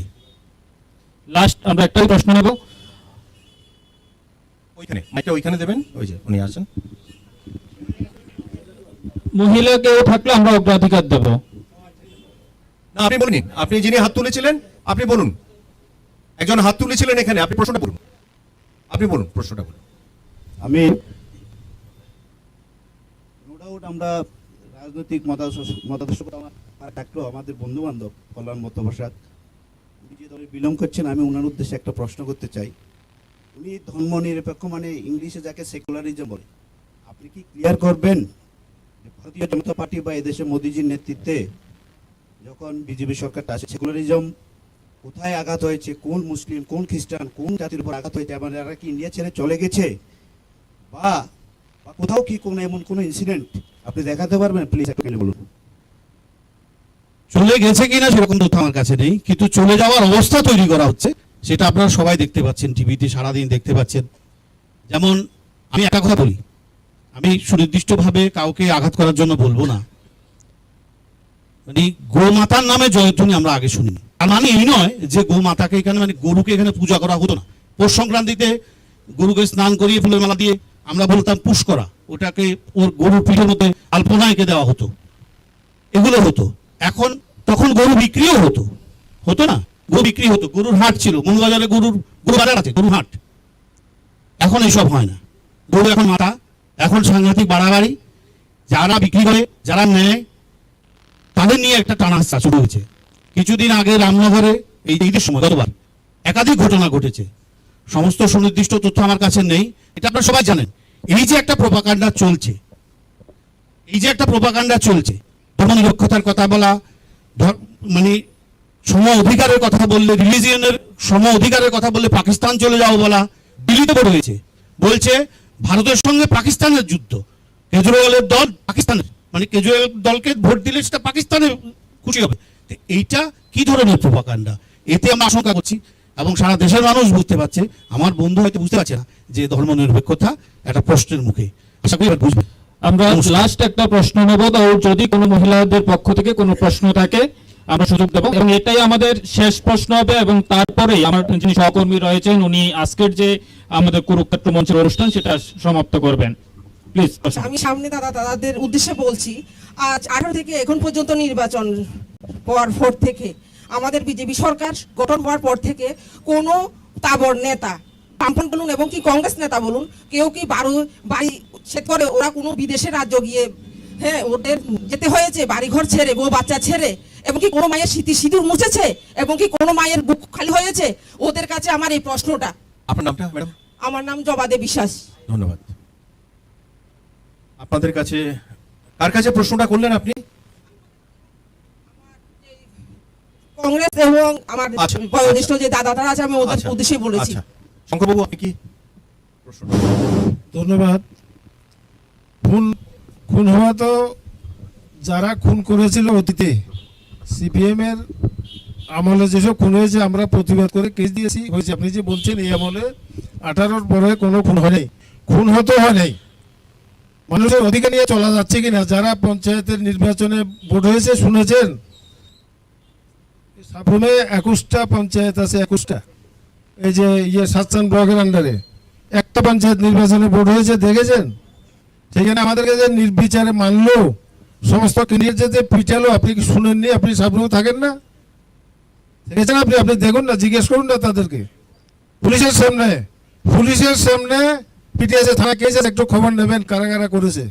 ওই সিপিএম এর যেসব খুনিরা যারা আগে খুন করেছিল ওই লোকগুলো এখন আপনাদের সঙ্গে ঢুকে আমাদেরকে মেরেছে।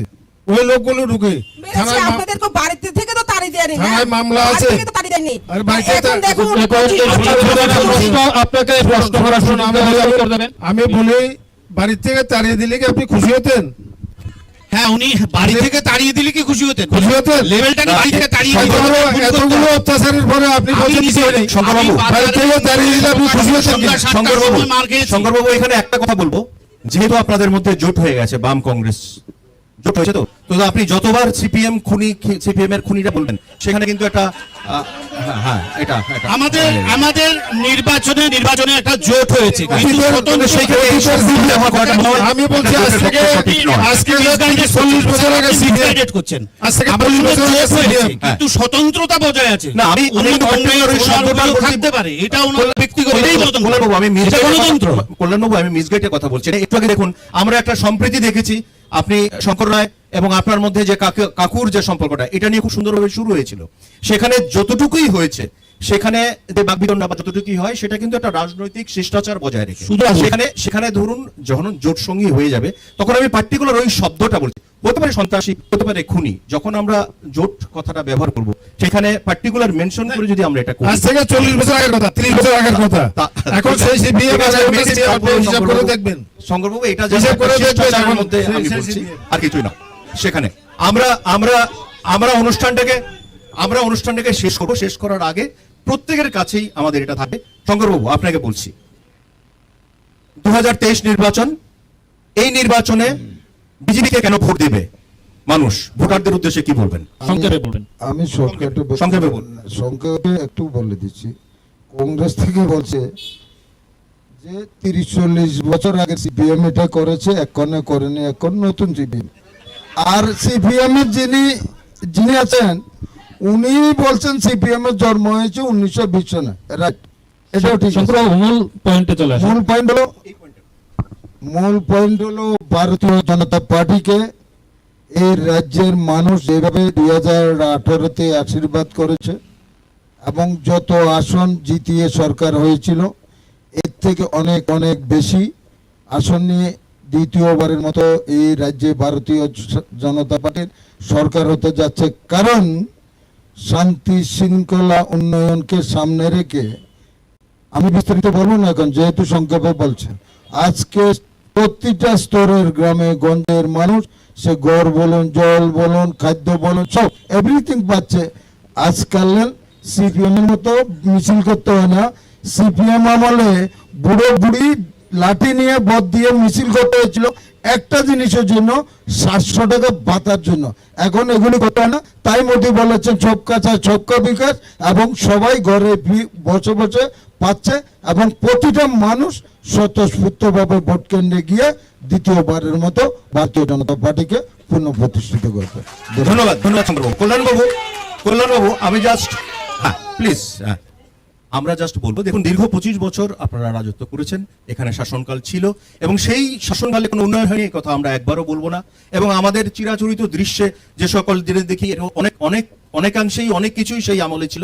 এইবার 2023-এর নির্বাচনে সিপিএম এবং কংগ্রেসের যে জোট, এই জোটকে কেন ভোট দেবে, সেই ভোটারদের উদ্দেশ্যে কি বলবেন? সিপিএম 25 বছর ক্ষমতায় ছিল, এই নয় যে 93-তে ভোটে এসে 18 অব্দি ছিল, প্রতি 5 বছর পর পর পরীক্ষা দিতে হয়েছে। 93-তে যে প্রতিশ্রুতি দিয়েছিল সেগুলো পালন হয়েছে বলেই 98-তে ক্ষমতা এসছে। 98-তে যে প্রতিশ্রুতিগুলো ছিল সেগুলো পূরণ হয়েছে বলে 2003-এ ক্ষমতা এসছে। এরকম করে ক্রমশ এসছে। কোথাও হয়তো ঘাটতি হয়েছে। প্লাস 2018-তে বিজেপির নিঃসন্দেহে জনমোহিনী খুব প্রতিশ্রুতি ছিল, যেগুলো শুনে সাধারণ মানুষ উদ্দীপ্ত হয়েছে, ভালো লেগেছে, ভালোবেসেছে। কংগ্রেস থেকে যেমন গেছে, সিপিএম থেকেও গেছে নিশ্চয়ই, নাহলে ভোটের পার্সেন্টেজ এইটা হলো কেন? সেই কারণে স্বপ্নভঙ্গ হয়েছে। একটা প্রতিশ্রুতি পূরণ হয়নি, স্বপ্নভঙ্গ হয়েছে। স্বপ্নভঙ্গ থেকে শিক্ষা নিয়েছে মানুষ, অভিজ্ঞতার নিরিখে মানুষ ভোট দেবে। খামতি ঘাটতি আছে, থাকবে। দোষারোপ ওটা সেটা জোটের সময়তে কি কখন কি হয়েছে, স্বতন্ত্র দল তাদের বলার অধিকার আছে, গণতন্ত্র বলবেই। সবকিছু মিলে মানুষ তার অভিজ্ঞতার ভিত্তিতে ভোট দেবে। আরো একটা কথা বলছি সঙ্গে, এই যে দেখুন, কোনো কালেও কিন্তু সুদীপ রায় বর্মন মানে বামপন্থী লোক এরকম তো কথা নয়। উনি ভোটের আগে বলেছেন, ওনাকে প্রশ্ন করা হয়েছিল যে আপনি মানে বিজেপিতে যাচ্ছেন, বলছে আমি সিপিএম কে হারানোর জন্য প্রয়োজনে মুসলিম লীগে যাবো, আপনার কি? হ্যাঁ, তো উনি গেছেন, দল ক্ষমতা এসছে। আরে আমরা কি বলছি? আমরা সিপিএম বলছি রাজনৈতিক দল বিজেপি খারাপ। উনি তো বিজেপিতে ঢুকে এসেছেন, উনি তো দেখে এসেছেন উনি ওটা কত খারাপ। তাহলে ওনার থেকে বড় অভিজ্ঞতা এই মুহূর্তে আর কেউ আছে? অভিজ্ঞতার ভিত্তিতে মানুষ ভোট দেবে। খারাপ অভিজ্ঞতার কারণে মানুষ বামফ্রন্টকে, মানে বিজেপির থেকে খারাপ অভিজ্ঞতা পেয়েছে, বামফ্রন্ট থেকে ভালো অভিজ্ঞতা পেয়েছিল আগে, সেই কারণে বামফ্রন্টকে আবার পুনঃপ্রতিষ্ঠা করবে। সাধারণ মানুষের কোন দাবি দাওয়াকে আপনারা প্রাধান্য দেবেন বেশি? শান্তি, সম্প্রীতি, উন্নয়ন, গণতন্ত্র এবং ধর্মনিরপেক্ষতা। ধন্যবাদ। শঙ্করবাবু, আপনার কাছে যাব। ভোটারদের উদ্দেশ্যে কি বললেন, কেন এই জেটকে ভোট দেবে? প্রশাসনের যদি নিরপেক্ষতা থাকে, যদি মানুষ যদি নির্ভয় 47 থেকে 48,000 ভোট আছে, এখানে ভোটার আছে। এখানে তো 500,000 লোক দিয়ে তো আর সাবরুম এলাকা নয়। এখানে চিৎকার দিলে তো আর এখানে সমস্ত পক্ষে বললে তো আর সমস্ত মানুষ এখানে মতামত পোষণ হবে না। এগুলি একটা সীমা আছে, এগুলি ভোটাররা বাইরে আছে। সমস্ত ভোটারের সঙ্গে তো মানুষের কথা হবে, আলোচনা হবে, কারণ এরা নির্বাচনের প্রতিশ্রুতি রক্ষা করতে পারেনি, মানুষের সঙ্গে প্রতারণা করেছে। প্রতারণার জবাব দেবে 2023-এ প্রতারণার জবাব দেবে। কোন বিষয়গুলিকে প্রাধান্য দেবেন সাধারণ মানুষের দাবি দাওয়ায়? আমরা প্রাধান্য দেব মানুষের প্রথম অধিকার, গণতান্ত্রিক অধিকার, ধর্মনিরপেক্ষতা, এগুলিকে আমরা প্রাধান্য দেব। প্রথমে মানুষের যারা অধিকার নিয়ে চলতে চায়, শান্তি শৃঙ্খলা বজায় রেখে চলতে চায়, আইনের শাসন এগুলিকে প্রাধান্য দেবে, যেগুলি মানুষের থেকে অনেক দূরে সরে গেছে। ধন্যবাদ। আমরা যাব ত্রিপুরা যিনি প্রতিনিধি রয়েছেন। দেখুন, এই বছর 2023 নির্বাচনে আপনারা অনেকেরই নজর কেড়েছেন। এইবার আপনারা সাধারণ মানুষের দাবি দাবা কোনগুলিকে বেশি প্রাধান্য দেবেন এবং কেন ত্রিপুরাকে ভোট দেবে ত্রিপুরাবাসী, সেই বিষয়ে একটু। ধন্যবাদ। বলার আগে জিতেন বাবুর আর একটা কোশ্চেনের অ্যান্সার ভুলে গেলাম, এটা একটু ক্লিয়ারিফিকেশন দিয়ে দিই। উনি যেটা বলেছেন কংগ্রেসকে প্রায়োরিটি দিয়েছে, তো আমি বলতে চাই এয়ারপোর্টে যখন আমরা আন্দোলন করে আমরা বলেছি যে অ্যানাউন্সমেন্ট যাতে বড় হয়, এটা যদি করিয়ে দিতেন তাহলে আমি আরো খুশি হতাম। বলেছে নামকরণ হয়েছে ঠিকই, এখানে যদি আপনারা ল্যাঙ্গুয়েজ যদি কবরকে যদি দিতেন তাহলে আমি আরো খুশি হতাম। তো আজকে আমি বলবো ত্রিপুরা মথাকে কেন মানুষ ভোট দিচ্ছে। ত্রিপুরা মথাকে মানুষ ভোট দিচ্ছে এই কারণে, ত্রিপুরা মথা দ্বিতীয়ত মানুষ বুঝে গেছে সিপিএম এবং কংগ্রেস তারা যেগুলো গেছে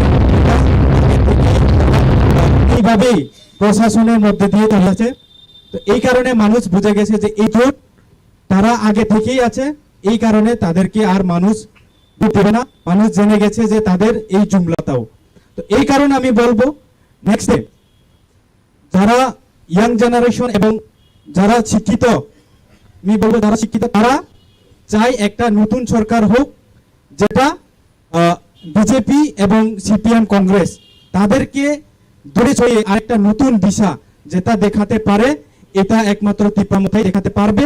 আমি আশা রাখবো সবাইকে, এবং আমি বলবো ত্রিপুরা মথাই জয় হবে, কারণ তাদের যে জুমলাবাস বিভিন্ন আমরা ম্যানিফেস্টো বলুন, আপনারা এই জোট বলুন, বিভিন্ন যে কথাগুলি বলেছে, এটার বিরুদ্ধে কিন্তু মানুষ সচেতন এবং তীব্রমথাকে দিয়েই সরকার করিয়ে, এবং সামনে 2023-এ অবশ্যই আমরা তীব্রমথা করছে এবং গর্বে। নমস্কার। অনেক ধন্যবাদ আমাদের উপস্থিত অতিথিরা। না, এখন আর কোনো প্রশ্ন করবো না। না না, আমাদের হাতে একেবারে সময় নেই, আমরা কোনো প্রশ্ন নিতে পারবো না এখন আর।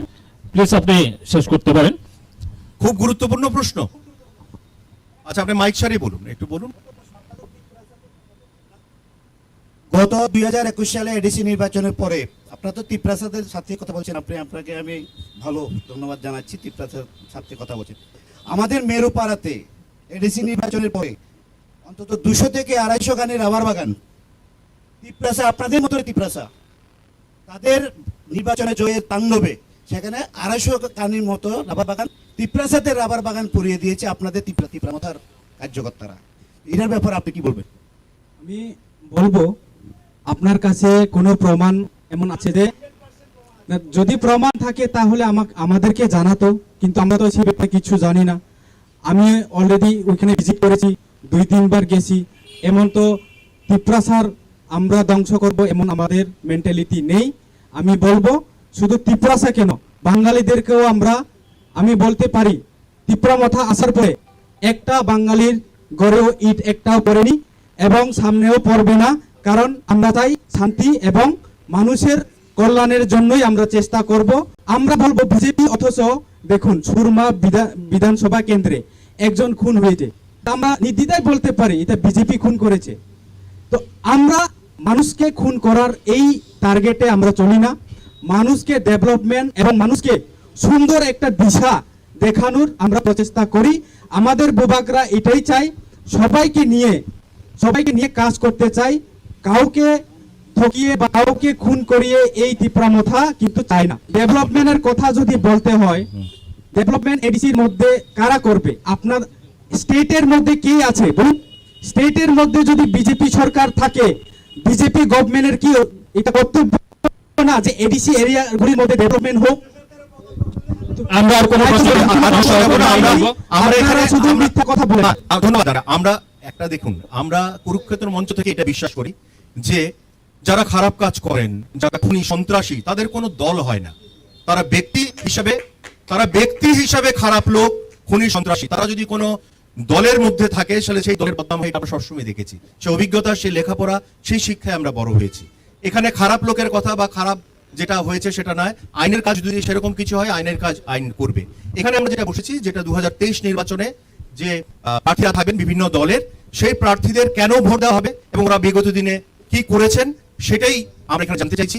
আমরা যে আজকে 40 বিধানসভা কেন্দ্র সাবরুমে রয়েছি, সেই সাবরুমে বসে যেই দলীয় নেতৃত্বের সাথে কথা বলেছি, অসাধারণ সহযোগিতা এবং সাবরুমের যে নাগরিকরা রয়েছেন, সম্মানিত নাগরিকরা রয়েছেন, তাদের অসাধারণ সহযোগিতা এই কুরুক্ষেত্র মঞ্চ থেকে সমস্ত সাবরুমবাসীদের প্রতি আমরা কৃতজ্ঞতা জানাচ্ছি। আমাদের শুভেচ্ছা।